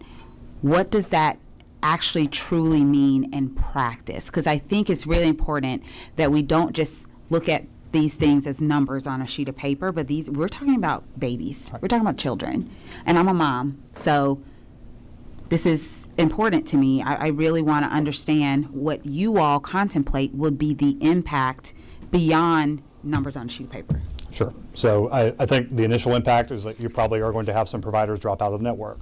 Whether or not that results in geo access gaps for Medicaid members will kind of be determined on a member-by-member basis where they live. And as we previously stated, there are 3 CMOs currently providing services. They all 3 have statewide networks. And so there are other options. I mean, that's one of the reasons why the state has always had multiple MCOs, was so that members and providers had somebody else to go to if they felt like they weren't being treated the way they wanted to or it didn't meet their needs. And so I think we'll see some of the network shake out. I think there'll be some disruption, unfortunately, and we want to make sure that those kids are getting seen by therapists. We're committed to do that, and we're contractually obligated to ensure that happens. Okay, last question, Representative Davis. My question is this. How did you determine which providers to do the 20% cut? I didn't make that determination, ma'am. That was done by the 2 carriers that did that. I'm here to speak from the whole industry perspective. Well, I guess I'm sorry, I can't answer your question directly. I'm sorry. I guess I know that a lot of times people put out a contract to compete, but if you put out a contract to compete to be the provider, be the one who dishes out the money, and you always know that at any time in between those contracts you can cut it yourself, wouldn't that be a problem for all of us? Because we're the ones who's going to get the calls for the people who are going to lack the service when people decide, I'm not going to work here in Georgia because I can't depend on the contract that you give me. Was it in your contract that you can do these cuts without the approval of those of us, the state that's paying you? Is that in your contract? Yes, the DCH contracts have service level agreements that are, in this case, really described as that geo-access requirement. And so that is, does that Medicaid member have the ability to get this service within that circle that they drew? Is that a federal or state? It's state, but that's a feature of the Medicaid program probably in any state, I would think. But the managed care function is the state has hired the CMO to manage the network and negotiate the rates. And so yes, that is a feature, that is a design of the system that we have implemented in the state since 2006. Representative Davis, I'm going to go ahead and call DCH up. I think they may be able to address your question. And so thank you, Jesse. If DCH would come up, either Emily or Lynette. Okay, Lynette Rhodes. Hi, good afternoon. Thank you, Chairman and members of the committee. I think your question is, does the contract allow for changes in reimbursement rates? The answer is yes. Those contracts contain specific terms that not only allow them to adjust rates, but they also allow them to terminate a provider with or without cause. And that typically is seen in many contracts between the CMOs and their providers. It's not specific to Georgia. This is nationwide. You see these exact same types of contract provisions. So the providers are aware of this when they sign those contracts, that these are the terms that they are agreeing to. Would you like to make a general statement before you leave about what you've heard today? Sure. So I think just a couple of quick things. I want to first start with provider revalidation and talk about what's going to happen in July. Then I'm going to circle back and just address the specific issue at hand. So one of the things that we do need to work on in Georgia that we are working to resolve now is to actually correct our provider directories, to update them so that they accurately reflect who in fact is in the network.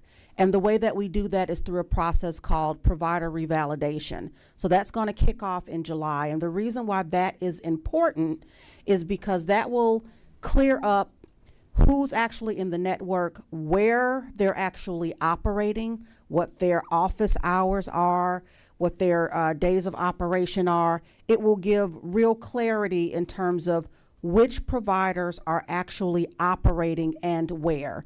It's been quite some time since we have completed that process in Georgia, but it is mandatory and needed in order to be sure that our provider directories clearly reflect which providers are enrolled and available in the network. So I did want to mention that because that's going to ensure that our provider directories and the CMOs, because we send them the data, this will ensure that the provider directories are not overstated or that they are not understated, that they are in fact accurate. So that's the first thing I want to mention. The second thing is we are aware of the concerns around this rate reduction. We take network adequacy very seriously at the state of Georgia.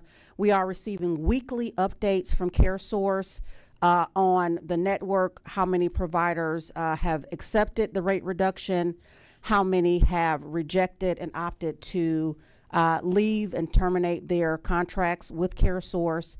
We will continue to do that on an ongoing basis, weekly for the next several months, to ensure that we have a very good grasp on what is happening with the network.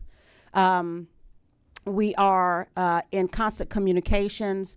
We have requested heat maps so that we can get clear visibility in terms of where providers are located across the state of Georgia. That's for individual practitioners and group practices. And we're also just making sure that we have clear understanding of the members that are going to be impacted, which particular members are going to lose their providers. We want to ensure that those members are getting redirected to new providers. We have also explained to CareSource, and I think this has been stated by both Mr. Wethington and the other CareSource representatives, that if they are unable to identify an in-network provider that can serve this member, they must go out of network.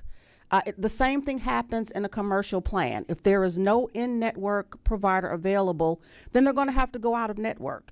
And the way that they will do that are through single case agreements. They will have to negotiate those rates, or they will have to redirect that member to a different provider that is in network. And within distance. And distance and That's time. correct. Right. Okay. Got a question, Representative Lim? Lynette, thank you for being here. I know I've asked you many questions offline. One I'll make for the record, I do think it's important, and I know you've already heard this, to ensure that whatever process, both for network adequacy evaluation as well as for the RFP coming up, right, that the consumer and what they're reporting in whatever form that is, whether it's a formal grievance or not, whether they are, as you've stated to me, calling in just to switch the 60% that Representative Clark has stated, that is part of the consideration, and it's not just the audits that you all do as well as the self-reporting. So Yes. I do want to make that public record. The second question I had for you is, I know that in a different capacity, that with the Mental Health Parity Act, that Commissioner King has issued a lot of fines around network adequacy in a different context. Yes. Could you provide us data on the fines that you all provided in order for us to be able to assess whether you have sufficient authority, essentially, that it's not just, quote, the cost of doing business, but that, in fact, those who are violating network adequacy despite repeated admonitions that they are doing so are, in fact, remediating? Right. So each year the department does an analysis on mental health parity. And in doing so, we look at claims data, we look at prior authorization data, and we compare that to services in the physical realm, right? To say, are prior authorizations being denied more often than not on the behavioral or the physical health side? Are claims being denied more often than not? To do a true comparison to determine, if there is parity. We also look at utilization, we look at the providers, and we look at the network. Based upon the most recent annual reports that were completed, and those are available publicly on our website. I do want to mention that for anybody that wants to look at those. There were no findings with respect to violations of the Mental Health Parity Act. And I want to be clear, I'm not specifically speaking about mental health, but all of them. But I understand. We need to move on. Yes, thank you, Chair. Representative Clark. Yeah, thank you, Mr. Chairman. I think this is a very important conversation. I would actually love to hear, and maybe this was already in the plans, DCH's position on what's happening. with You're all of hearing this. that. That's where Lynette that's where Rhodes okay. is DCH. So I guess then my question, well, never mind. I'll leave it at that. Emily, you want to address that? And I think I'll just make a note on the point. And Okay. Lynette answered this in a question. And the only thing, Lynette is by far the expert here, so I'm going to let her answer any specific subject matter questions. But I think the reality is here, I think one thing about our current contract with the CMOs, it does not control the rates, and that needs to be understood in managed care. It is up those contracts between the CMO and the provider is what controls the rates that they receive. Our duty is that network adequacy, you've heard all of that, and I just want to put a fine point on that because I know we answered the question, but just to say it more specifically, you know, our department is, I don't know that we would take a position, and I'm going to be very honest about that, but I mean, we're not, you know, supportive of this. We're not saying it's bad, but I would say that it is something that the department currently doesn't have the authority over to control the rates that happen between the CMO and the provider. Thank you. And thank you very much, both of you. Okay, we're going to now move on to our next subject, which is patient access to hospital dental procedures requiring anesthesia. Is Dr. Schatz here, President GDA? Would you come up and speak, please? Do you want me to let the room clear real quick? I'm gonna introduce him. I'm just gonna introduce him and the things. Okay. I just Janelle didn't know if you Adams, wanted if me you'd to. like to go ahead and introduce Dr. Schatz. Good morning, afternoon. I'm Janelle Adams with the Georgia Dental Association. I'm going to turn over my time for just a bit. I will wrap up after them to Dr. Peter Schatz. He is the current GDA president and a practicing periodontist in Marietta, as well as a community VA provider. And we will also have Dr. Jordan Blankenship, who is a practicing dentist out of Roswell, who is also a hospital dentist. So, Dr. Schatz, the floor is yours. Yep.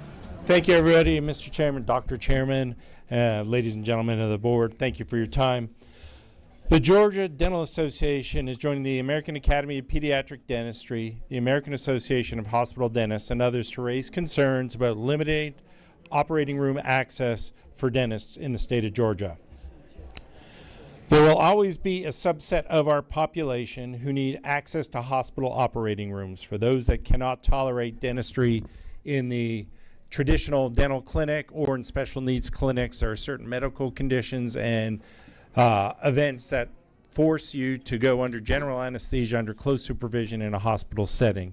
These include medically complex patients close and tied to major medical surgical events, children with developmental disabilities who cannot tolerate anything other than that with complex medical events, and our veterans who served our country with both complex physical and psychosocial issues that cannot be handled in a typical outpatient setting or even an ASC. National data specific to the needs of special needs patients, but show growing evidence of limitations on OR access and hospital dentistry. In a survey of the AAPD, the American Academy of Pediatric Dentistry, there's about a 67% cited OR access as key concerns for their providers. And a recent analysis presented at the 2025 annual meeting of the Medicaid State Dental Association suggested that as many as 1 million pediatric patients nationwide, however, indicated for general anesthesia, and that most of those did not receive general anesthesia care in the last 12 to 24 months. Bottom line is that even in our own backyard, there's an existing gap in access for dental care that appears to be growing. Providers throughout Metro Atlanta report increased OR waiting lists and culling of operating block times that have been given to them in the past several years. The causes of this gap include limited OR time and space in operating rooms inside of Georgia and other procedures that need priority, the financial complexities of caring for intellectually, developmentally disabled individuals and other patients where reimbursements are relatively low compared to general surgical reimbursements, and high costs of setting up the room relative to the Medicaid reimbursement levels in the state of Georgia. Thus, the hospitals, being businesses as they are, look at that time and reallocate as needed. However, that is culling out time for a special population of veterans and children and adults that cannot otherwise tolerate care in a traditional dental setting. With that, I yield the microphone to Dr. Blankenship. Yep. Jordan Blankenship, go ahead. Good afternoon, Mr. Chair and members of the House Health Committee. Thank you all for staying here. I know we're getting close to time. Again, my name is Dr. Jordan Blankenship Sniker. I'm a practicing dentist in Roswell, Georgia, and for the past 10 years, I've focused on treating adults with severe medical complexities and adults with developmental disabilities in a hospital operating room. because I know that we are concerned about the children, but all of these children become adults tomorrow, and they need the care just as much as those children do. So I'm here today to ask you to make access to hospital-based dental care for these patients an urgent priority. This is not just a dental issue, it is a healthcare issue. It is a disabilities right issue, and it's an access issue. Oral health is deeply connected to the whole body. Dental disease can affect digestion, cardiovascular health, cognitive ability, the immune system, and overall quality of life. The mouth is not separate from the rest of your body. For patients with developmental disabilities, this connection is especially important. Many cannot reliably communicate pain. Dental infection may show up as a refusal to eat, poor sleep, self-injury, or a sudden change in personality. Dental diseases can cause chronic conditions to worsen and health to deteriorate. Unfortunately, for many of these patients, treatment in a traditional dental office is simply not safe, realistic, or successful. A dental office can be overwhelming, even terrifying for medically fragile patients. Despite compassion, patience, and every sensory accommodation possible, some patients simply cannot tolerate care in a traditional setting. For them, dental treatment is not just difficult, it can become medically dangerous. Seizures, airway obstruction, aspiration, cardiovascular instability, allergic reactions, bleeding complications, and uncontrolled movement can turn routine care into emergencies fast. For these patients, hospital-based dental care with an anesthesia team is not convenience. It's safety, it's dignity, it's medically necessary, and the only humane way to provide the care that they desperately need. Right now, access is disappearing. When hospitals close their ORs to dental care, these patients do not suddenly become treatable in a regular practice. They simply lose access. The result is delayed care, untreated pain, worsening infection, emergency room visits, hospitalizations, and caregiver crisis. Delay means greater pain and higher costs, both personally and monetarily, and that should concern everyone. This issue is also growing, as I stated earlier. The prevalence of developmental disabilities is increasing. The children who need these services today become adults with even greater medical complexities tomorrow. Their caregivers age, but yet their dental problems remain. If we do not protect hospital-based dental care now, Georgia will face a much larger access crisis in the future. We can provide dental care safely in a hospital, and families exhale. Pain's treated, infection is removed, behavior stabilizes, a patient wakes up healthier, and a caregiver feels seen. That's what access means. These patients deserve more than just sympathy. They deserve systems that work.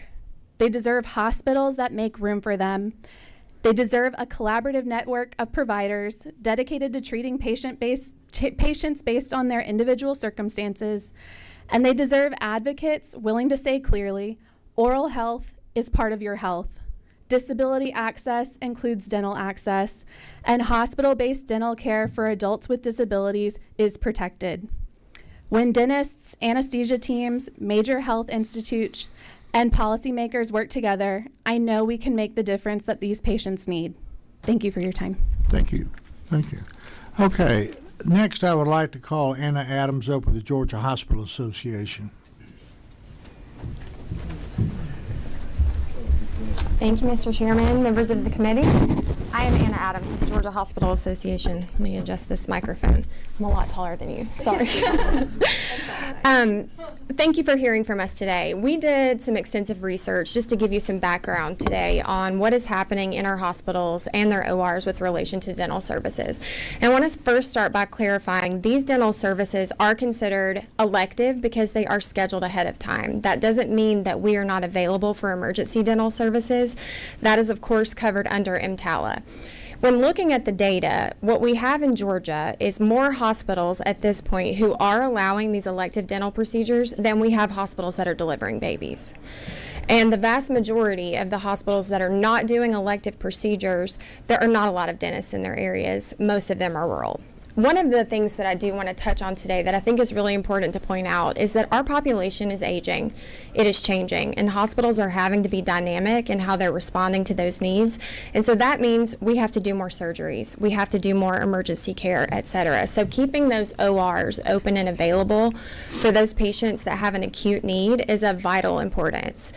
I think that there have been some hospitals that have made some decisions recently to reduce that number, and for those facilities, it is my understanding that they have made some alternative suggestions. But in looking at the map and where these are located, there's not a specific area of the state where it looks like there's a hole for these services. So while you may have to drive 10 minutes further, there is an available option. GHA is always proud to help with sponsorships and introductions for these facilities should they need help getting into a hospital. If they don't know who to contact, we're happy to be a resource for that. But for now, I think we've got hospitals making the decisions that they're making for their patients' best interest at heart, but also still wanting to be a really important part of the community. Okay, well, you do have a question. It's Mike 8, whoever that is. Yeah, right here, Chairman. Thank you, Chairman. Yeah, so this issue is a really important issue, and I don't know today how we fix it, but I know you want to. I know everybody wants to fix it. Folks in Savannah travel 80 to 100 miles to Savannah from all around. Mm-hmm. If they have someone that needs intellectual disabilities, needs to be anesthetized for treatment, I mean, you just can't find it. And so my understanding is we've lost that one place we had to do that now. So this is a real issue that we need to address, and I'd love to have the Hospital Association weigh in and let us know what we can do to help, because it is a real problem. Absolutely. It's a real legitimate problem. Thank you for your question, and I appreciate you bringing that up. So Savannah, St. Joe Candler in Savannah does the second most elective dental procedures of any facility in the state. They did. They still do. I have their data up until even through 2026. They were stopping it last year, and they changed their mind. That's great. Yeah, they've got a pretty substantial number in there, so excited about that. One of the facilities I know has recently made a decision to offload some of those surgeries to a different one of their operated and owned facilities, was doing a much smaller number of those. I think it was like 2% of the total elective dental procedures. So while that is a loss, I'm sure, for that community and for those providers, they did provide a backup option for those dentists to be able to have access. Representative Lim.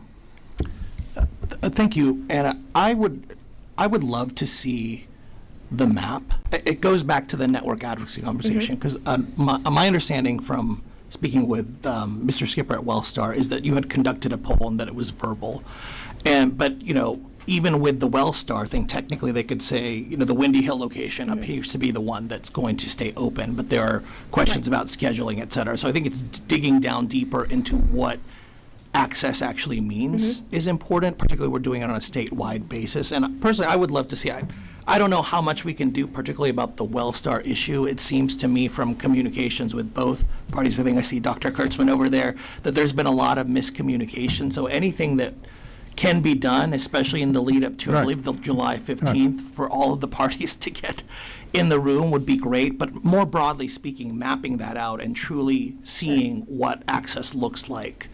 Thank you. Well, Jason Skipper, who represents Wellstar, has assured me that they're working through ancillary clinics of theirs, to get this conference. Yeah, and I've appreciated that they're working. doing that. Yeah, they're still working on that. Mike, number 9, whoever that is. I don't have a number on the mic, but I guess that's me because the light came on. Thank you, Mr. Chairman. I just want to echo the request from my colleagues for that map. I think that's a great idea. Yeah. I was contacted by a woman who lives in Jackson County, who has a 37-year-old autistic son who needs these services. They've been trying to find someone to take him to. They apparently there's a provider in the Athens area who is so full he can't accept any more patients. They had an appointment at Wellstar, but they were told, I think towards the end of May, that was canceled because they were withdrawing that service. So when you say there are no holes in the state, I'm hearing differently. I would Yeah. very much like to see that map. So I think you just raised a really important point, which is that this patient doesn't have access to a dentist. And you as a General Assembly have recognized that we have a dental shortage in Georgia, and so therefore have funded the dental program down in South Georgia. I think having enough dentists to be able to perform these types of procedures in the hospital setting is also a really important key to this. I would agree with that, but it seems like there's a facility issue too, right? Is it a shortage? Is it a profitability issue? Like, well, Well, I think if they couldn't get an appointment with the dentist, that's kind of the first step. And once they get in to see the dentist, then they would move forward with what facility can we perform your services at. okay, fair enough. Okay, thank you. We have wanting to speak Dr. Below from Emory.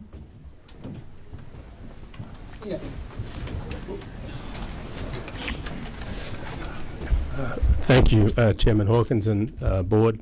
I represent Emory Healthcare. I just wanted to bring you a little up to speed. As the Chair and Professor of Oral Maxillofacial Surgery, I'm sort of responsible for the majority of care for Children's Healthcare of Atlanta, Grady Memorial Hospital, or Emory Healthcare Systems.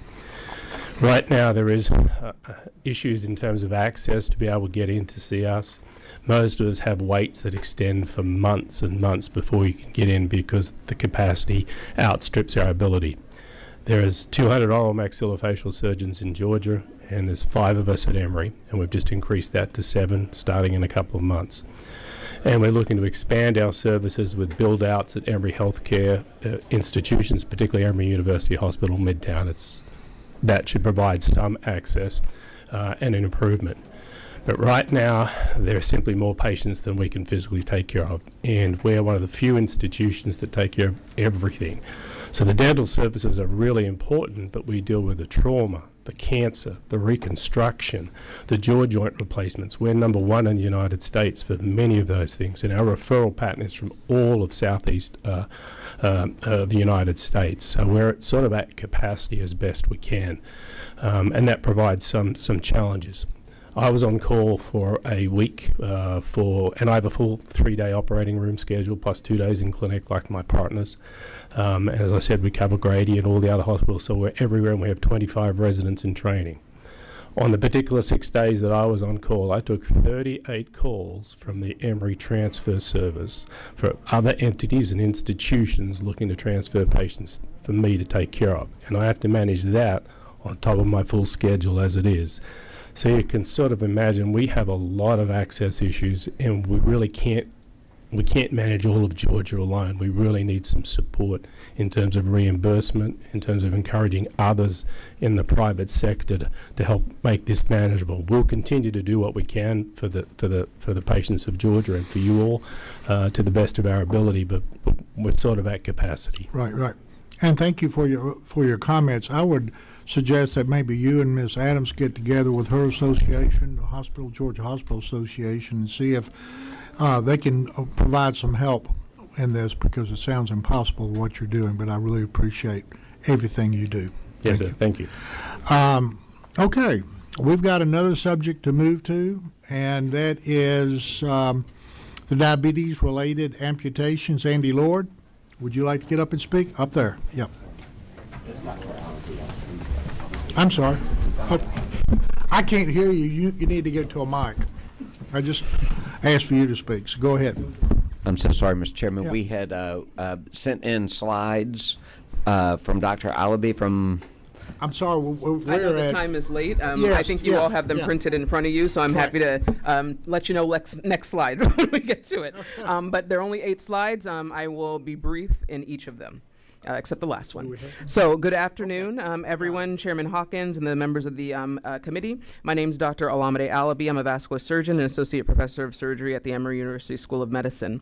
But today I'm representing the American Diabetes Association as a volunteer, and I'm representing the thousands of Georgia residents battling the compounding crises of diabetes and peripheral artery disease. As a physician, I see my patients, their caregivers and loved ones, our friends and neighbors plagued by the negative consequences of this disease literally every day. If you look at the second page, Every 3 minutes and 30 seconds in the United States, a limb is amputated due to diabetes. This is not car accidents. This is not wartime. This is literally secondary to diabetes and poor blood flow. What should alarm every leader in this room is that the vast majority of these amputations are entirely preventable. So yes, that's by the time I finish talking through this slide and perhaps the next one, another limb will have been amputated in the United States. I was about the slides. I was not aware. No, it's okay. Go ahead. It's okay. Go ahead. You guys have them in front of you. So, what's really important, you're saying I'm talking about the United States in general. What's happening in the state of Georgia? Georgia ranks among the top 5 states in the nation for lower extremity amputation, leg amputations, and that's a staggering 473 lower extremity amputations per 100,000 Medicare fee-for-service beneficiaries. So we're facing a severe, cataclysmic, yet entirely preventable public health crisis right here in our own backyards. And today I want to discuss how we can rewrite that narrative. This is for the next slide. This shows you a progression of how diabetes can lead to limb loss. And as you can see, just kind of in short, it's a progression. There's a process, right? It doesn't just start from one to the end. So along several steps along that way, there are a lot of junction points where we could prevent this amputation from happening. But right now, we're not able to do that effectively. One thing I will mention specifically is that between 2016 and 2019, 19% of all diabetic foot ulcer cases in Georgia resulted in amputation. That's 1 in 5 diabetic foot ulcers in our state progressed to leg amputations. Next slide. Beyond the terrible toll that a leg amputation places on human life and longevity, workforce losses, household wealth and earnings, quality of life, mental health, etc., there is a massive fiscal burden that Georgia's healthcare infrastructure is bearing directly. So, as you can see on the left side of the screen, the slide, diabetic foot complications account for nearly 1/3 of the $245 billion spent on diabetes care in the United States annually. That's 13 billion in our state. Managing a single diabetic foot ulcer costs $33,000 per patient per year. Every severe acute episode of this diabetic foot ulcer is at least $17,000 or above for each episode. And once an amputation occurs, costs jump to over $52,000 per patient per year. And go ahead and make that $100,000 per amputation per year, factoring in surgery and acute recovery and prosthetics and long-term rehabilitation. So now compare this to the alternative. What's the ideal state? We deploy evidence-based early multidisciplinary care that has been proven to reduce leg amputation rates by at least 50% and achieve a 95% limb salvage rate. We provide proactive, consistent outpatient follow-up and preventive podiatric care that slashes total treatment costs by 50%. And this also can cut hospital stays in the unfortunate situation where someone does need to be hospitalized for this, cut them in half from 13.4 days down to just 7.1 days. The next slide. And I think these are the numbers that are a bit sobering here. I want to direct the committee's attention to the American Heart Association's Peripheral Artery Disease Collaborative's heat map that is included in your briefing materials. This interactive online tracking tool analyzes claims down to the county and congressional district levels. In the pictured map, what you're looking at right there, the one with the 2 maps and an arrow, so this is by congressional district, as you can tell. In the average rate of amputation secondary to poor blood flow throughout the entire country is about 9 per 1,000 Medicare patients. In our state of Georgia, our average rate of amputation secondary to poor blood flow is now up to 13 per 1,000 Medicare patients. We're winning in all the wrong ways. Next slide. When you look more closely at this heat map, this one delineated by county here, you can easily see that where a patient lives dictates whether they keep their legs or whether they lose their legs. Across all 159 Georgia counties, 45% are dual desert counties. So that means that there are no podiatric surgeons who have primary practice locations in those counties, and there are no vascular surgeons who have primary practice locations in those specific counties, 45%. Among counties with available amputation data, amputation rates demonstrated substantial variability, with the variability largely driven by high-burden rural counties. For example, Taylor County alone has jumped from an amputation rate of 1,000 Medicare per 1,000 Medicare beneficiaries from a rate of 22 in 2019 to a rate of 50.98. It's more than doubled in 2023, compared to approximately 14 per 1,000 in Fulton County. Dual desert counties are overrepresented in the highest quartile of amputation rates. The deep shading in our rural counties and underserved urban pockets illustrates exactly where diabetes prevalence, severe lack of screening, and specialist shortages intersect.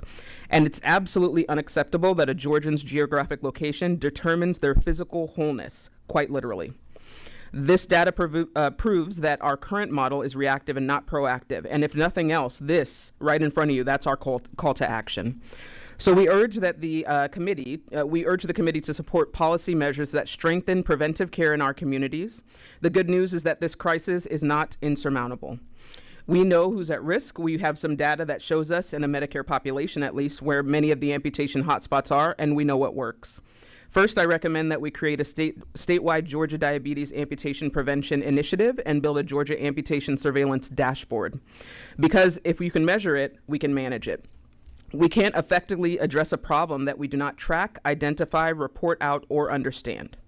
Second, we must invest in community awareness, education, navigation, and screening programs. Everyone knows what a heart attack is, everyone knows what a stroke is, but people don't know that their risk for limb loss is almost just as high as those entities in our state. So we need preventive podiatric care as well as aggressive podiatric surgical care to be easily accessible throughout the state. We need better access to diabetic footwear. Remember, a diabetic footwear costs about $200, an amputation over $100,000. So we need better foot surveillance, outreach in the communities that need it most. And after all, the most expensive diabetic foot ulcer is the one that we never saw coming. Third, we must ensure that high-risk patients with diabetes have access to evidence-based limb preservation care. This includes annual foot exams, A1C monitoring, access to advanced therapies such as topical oxygen therapy and emerging technologies that help identify problems before they become emergencies. That's the key. And in the situation where a limb-threatening issue presents itself, we need better access to excellent multidisciplinary care teams. Vascular specialists, podiatrists, wound care clinicians, primary care physicians, endocrinologists, cardiologists, the list goes on, mental health professionals, etc. No one specialist can prevent amputations. Teams prevent amputations. And fourth, we must direct resources towards rural and high-need communities where the burden is greatest and access to care is often the most limited. Guideline-based therapies can save limbs and save lives, but only if patients can actually reach them. And finally, we must create a reimbursement pathway that supports prevention. Evidence-based screening for high-risk patients with diabetes, annual foot exams, and coordinated limb preservation programs should be viewed as investments, not expenses. We should fund limb preservation centers that bring together multidisciplinary teams and coordinated care pathways. Members of the community, limb preservation is within our reach. We have the knowledge, we have the tools, we have the passion, and we have the opportunity to change the trajectory of this disease in our state. Georgia already pays for diabetes-related amputations every single day, and as I mentioned before, almost every several minutes. The question before us is whether we want to continue paying for amputations or start investing in prevention of amputations. Because when we invest in prevention, we don't simply save money, we save limbs, we save lives, and we give thousands of Georgians the chance to keep walking into their futures. Thank you. Thank you. I want to apologize to you and Andy. I did not realize that you weren't on my presenter sheet, but I did see this. Apology. I just didn't know. And I appreciate you hurrying up through that. Yeah, no, I'm going to get to you. I hadn't forget. I just don't know who 7 is. I guess 7's you. No, I'm 7. We didn't see those slides because I imagine they were in color, and this was And they're very pretty in color. Okay. Were you 7 then? Okay. Oh. Okay. Right. I'm sorry. 3 questions, really quick. Do we have an average age of amputees in the state of Georgia and also in the country? That's my first question. My second question is if you compare the age, are most of these people Medicare age that are having to have amputations? And then the last thing I will say is, are screenings for this, so for example, the ankle brachial index and other screenings, are these covered by most insurance policies? And if they are covered, is there an age at which they are covered versus you would have to pay to get this screening? Yeah, these are excellent questions. It's almost as though I planted you there. So, in terms of the average age of a lower extremity amputation in the nation, that average age, kind of depends where you are, but can range anywhere between 60 to 75. The thing is, the fastest growing subpopulation of individuals getting lower extremity amputations actually have premature peripheral artery disease, meaning less than age 50. So this is not a problem of the aged. This is not the problem of the older adults. This is a problem that we're seeing in our neighbors and our friends and our church members and our, at our schools, etc. In terms of, sorry, what was your second question? Those two kind of went hand in hand. I was And the just third trying one to was get about the the idea ankle. of how many people are eligible for Medicare that are getting these versus not eligible yet. Correct, yeah. Okay. And so for the third question about screening, so screening right now with the ankle brachial index is not covered. The ankle brachial index is a non-invasive study. It is the non-invasive diagnostic gold standard for peripheral artery disease in particular, and it is not currently covered. But certainly, I would say low-hanging fruit. Thank you so much. And just really quickly, if it were to be covered, is there a specific age that you feel like it should be, like this is standard and it should be covered as a part of preventative care? Because a lot of times preventative care is covered. Would that be 50 or do you think it should be 60? I think it should be 40. 40. Thank you. Thank you very much. Yes, absolutely. Thank you, Congress Lady. Okay, Schofield, Representative Schofield. Thank you, Mr. Chair. I just have one quick question. How many of the limb preservation centers are currently in Georgia? That's a great question. The first one started last year at Emory. Oh, okay. Representative Lim. Yeah, so I understand that the ankle brachial index isn't covered. Is the annual foot exam covered under insurance? And if so, is it, I understand probably all of these are problems, but what's the severity, or let me use a different word, are there a lot of high-risk patients with diabetes? I would know that they're not getting diagnosed, but if they are getting diagnosed, what is the reason that they're not getting the annual foot exams, the A1C monitoring, the I'll call it the more basic therapies? I think that probably in terms of the things that could be done for each patient and very low cost things that could be done for each patient, the A1C monitoring is probably the one that has the highest penetrance, I would say. In terms of an annual foot exam, I think the burden on the provider has been who is supposed to do it. Right? Should it be the vascular surgeon? That's too late. When you're meeting me, that's too late, right? If you ask, is it the podiatrist? Do you have enough of podiatrists in your location? If you're in a rural location, whatever the case may be.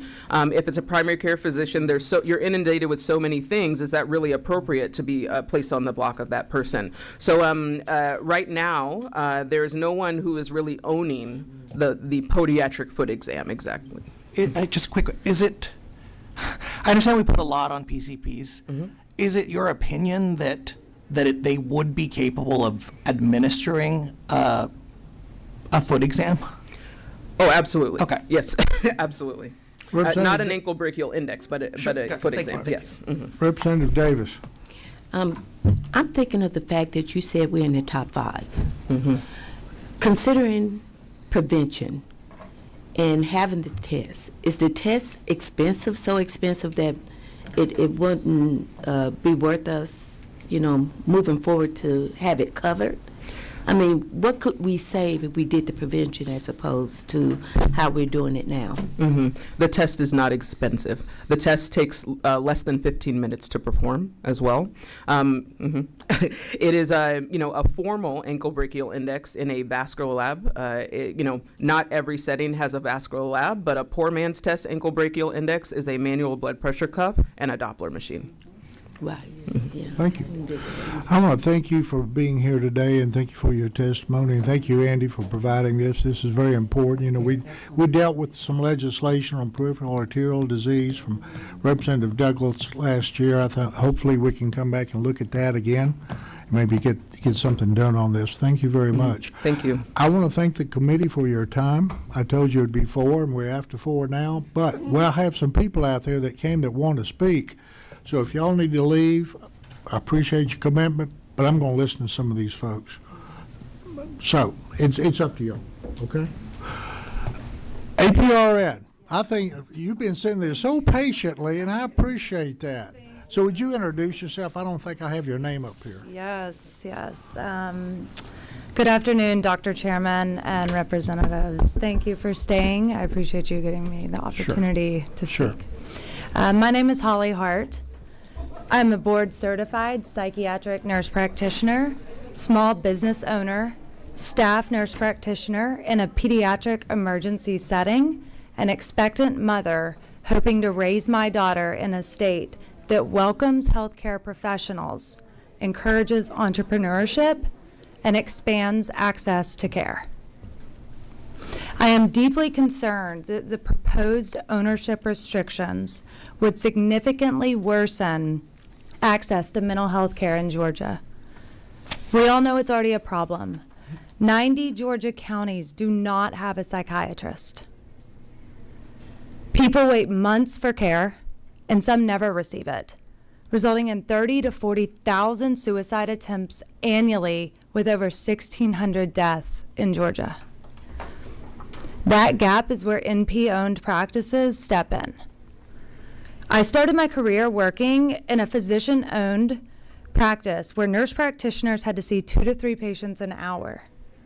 That practice has since been sold to private equity for millions. And I personally know 3 other Atlanta-based psychiatrists who sold their practices as well, fully staffed with nurse practitioners, to private equity.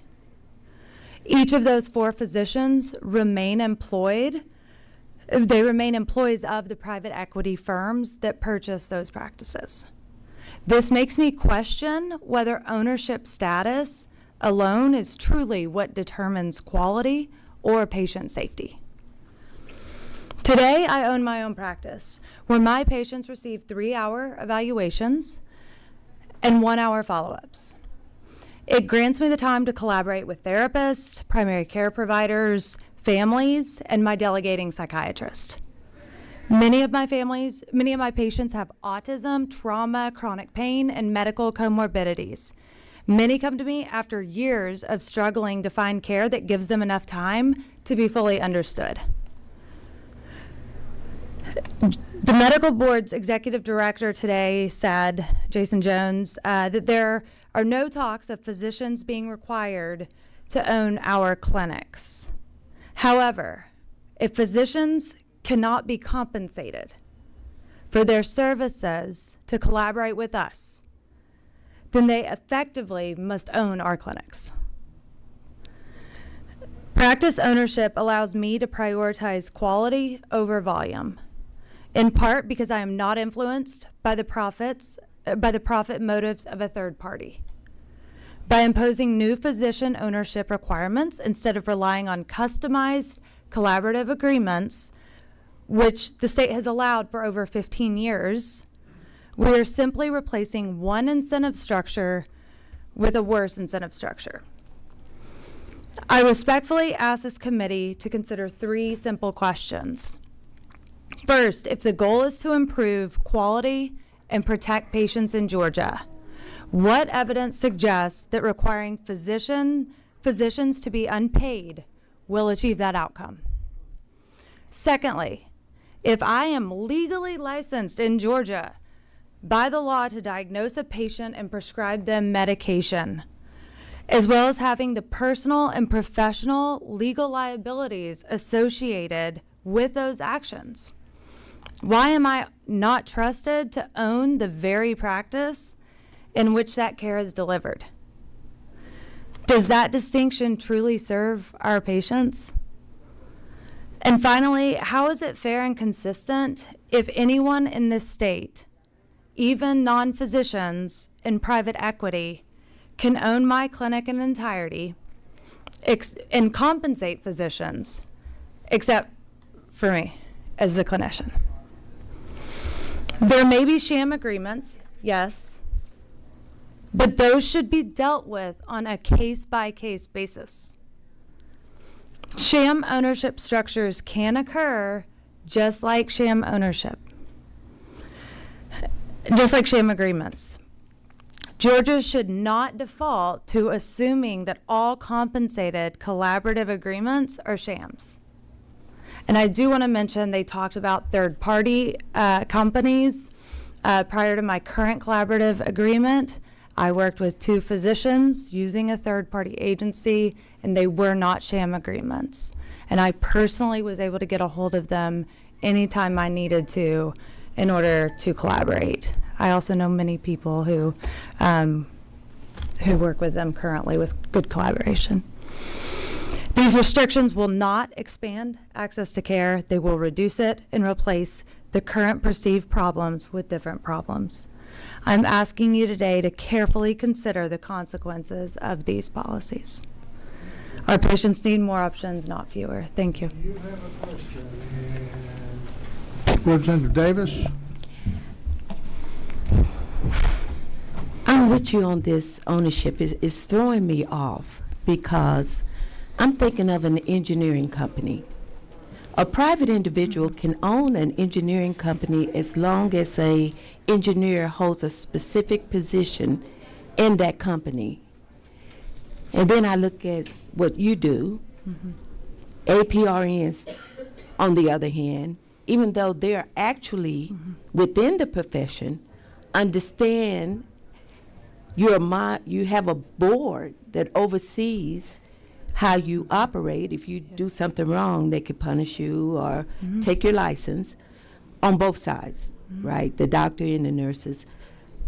So I'm trying to make sense of the argument on the ownership. Is that the real thing that we're dealing with, or is it something that we're not being told that is causing this crisis? So I have heard, number one, the question was asked today if nurse practitioners are leaving Georgia, and I can answer that. They are. I personally know of nurse practitioners whose collaborative physicians do not want to continue working with them, and mine personally is very uncomfortable with this situation. And I have an established practice. And so she is willing to work with me now, but we have to resolve this because the physicians are not comfortable with it. To answer more of your question, physicians take the Hippocratic Oath, and shouldn't we trust them to make the right decisions in these situations? Because $750 a month or $1,000 a month seems like a small amount for them to be making decisions that would harm patients and supervising us. Does that answer your question? I do think there's stuff not being said because that's why I clarified the ownership. There was something that we learned last week that, they said there's no talks of it going to a place where physicians have to have ownership, but they've also said that we cannot compensate a physician. Well, just a quick statement. I'm just uncomfortable with a rule possibly putting a large percentage of the businesses out of business when I don't know how many there are and how many patients they're are servicing. Yeah. So we really do need that data. It is in code, and the code says it should be unlawful for a physician to be an employee of an advanced practice nurse alone or in combination with others. I'm trying to stay out of this argument. I'm trying to be balance everything. So, but I'm just saying, it is in code right now. The question is, how is that going to be interpreted by others? And that's going to be something that we're going to see in the future. That's the reason we're doing this today. And as we get into session, if this is not in the court, we're going to hear this again. Hopefully between now and then, it can be worked out. But that is the point, and it has happened in other states, and I'm not even going to get into the depth of that.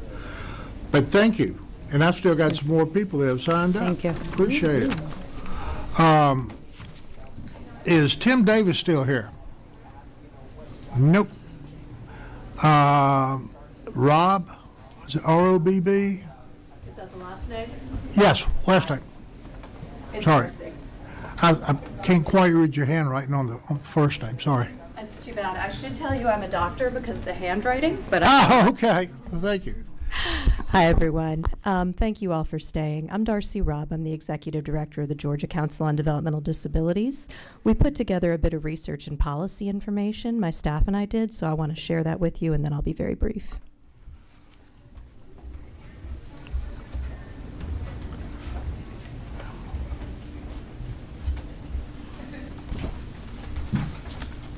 Okay. So again, thank you all for this opportunity. Georgia Council on Developmental Disabilities is an independent state agency. We are governed by a council of Georgians with intellectual and developmental disabilities, their family members, and select state agency representatives.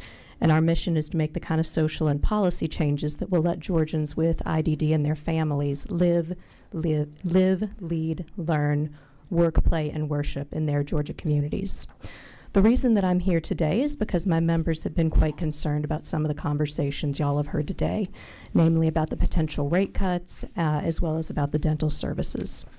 On the front page, you can see some data about the value of early intervention services. I'm not going to go into that because you've heard a lot from some pediatric therapy providers today. But I do want to go into, on the second page, which has some information about dental services with IDD, I think it's well known to all of us that oral health is a huge component of overall health.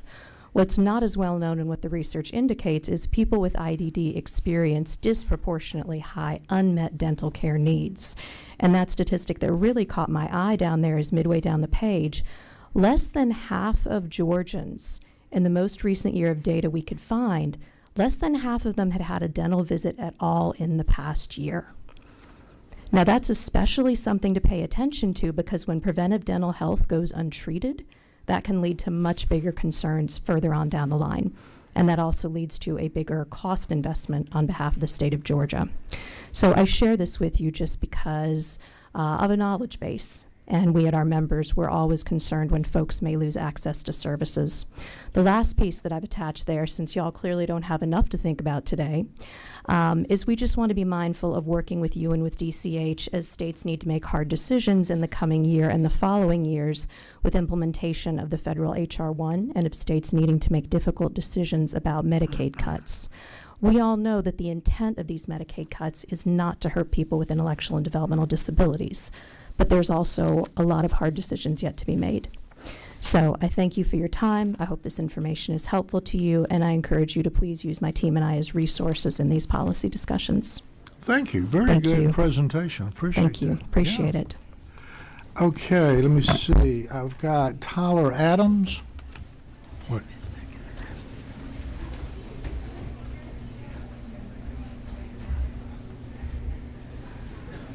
Oh, okay. Is Tyler Adams here? Nope. How about Tim Davis?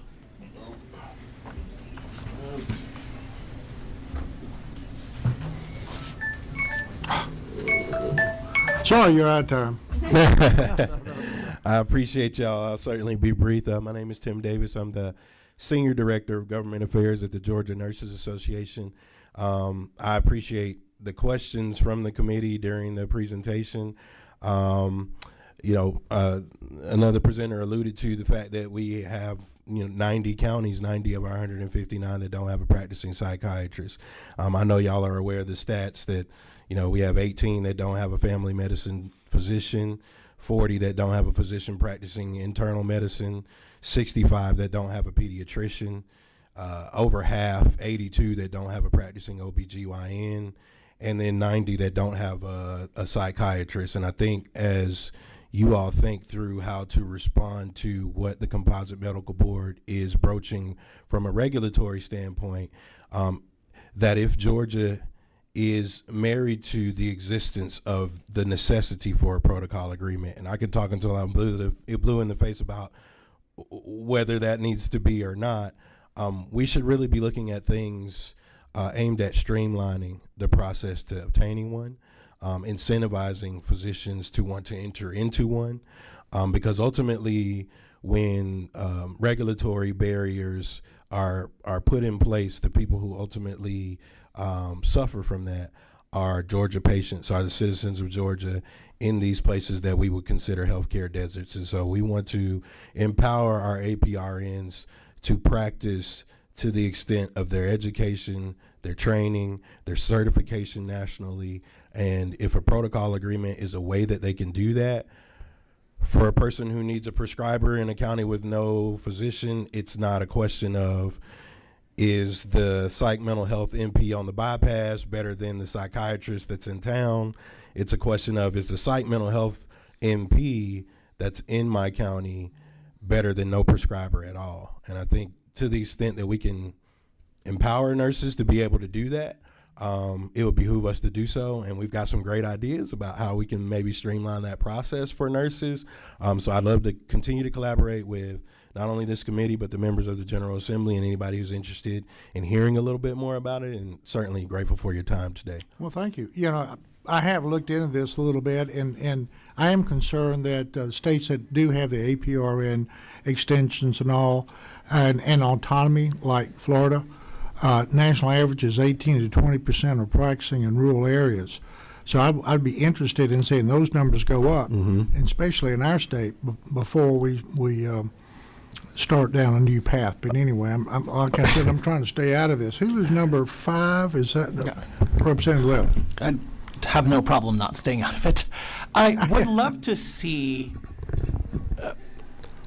I'm still blown away by the comment by the composite board regarding, again, having read the May 7th statement, their definition of employee, which I can understand what they're going for, but then that seems a little bit inconsistent with the information they're collecting. And again, I don't want to advocate for that because I would assume that you don't necessarily want to report that, but my request would be, I would love to see what information from like the user experience, what information and process you submit / go through in both entering into an agreement and also in respect to making sure, I don't know what the enforcement is and the renewal is, but I would love to see what you actually provide and what the process is like. Because if the question is genuine clinical oversight, which I can certainly support, I think it's incumbent on us to ask, well, how are they determining that? Because obviously they might do a site visit here or there, I don't know, but it seems like most of it is from collecting that information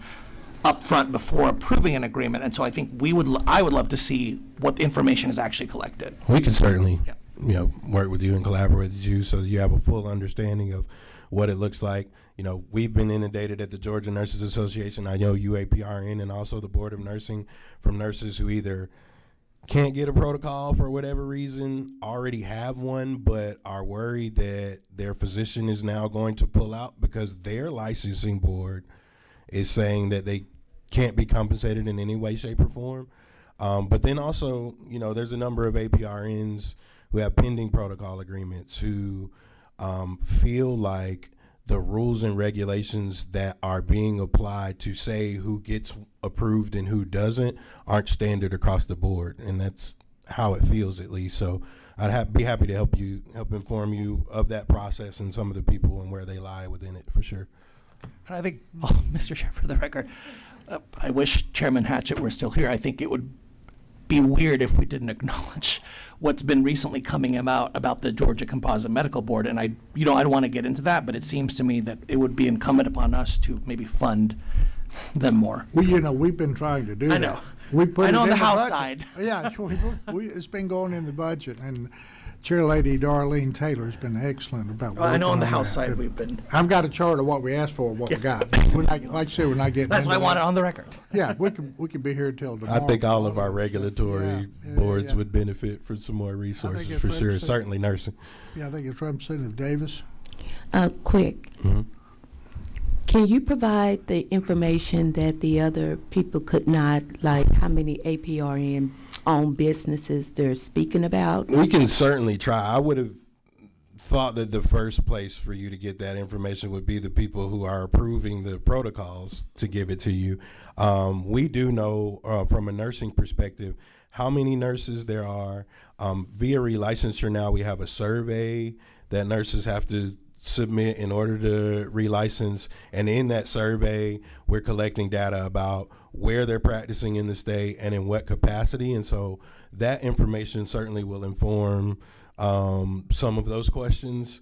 But you know, I can't speak for the Board of Nursing, but I think the board.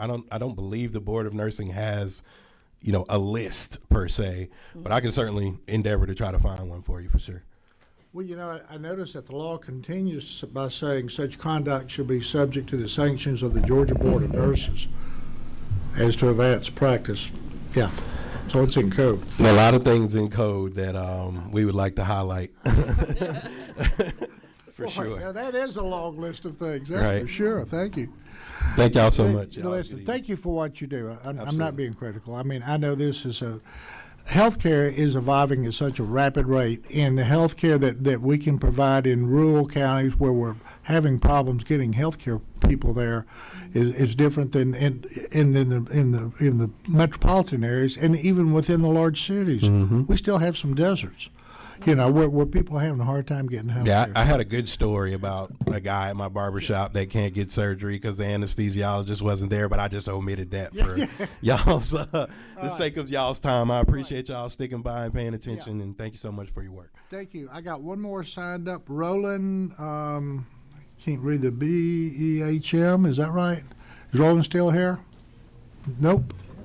All right, committee, thank you so much for hanging in here.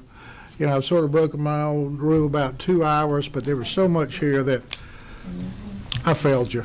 But thank you again, and thank you for sticking with us and all. Thank y'all very much. This committee is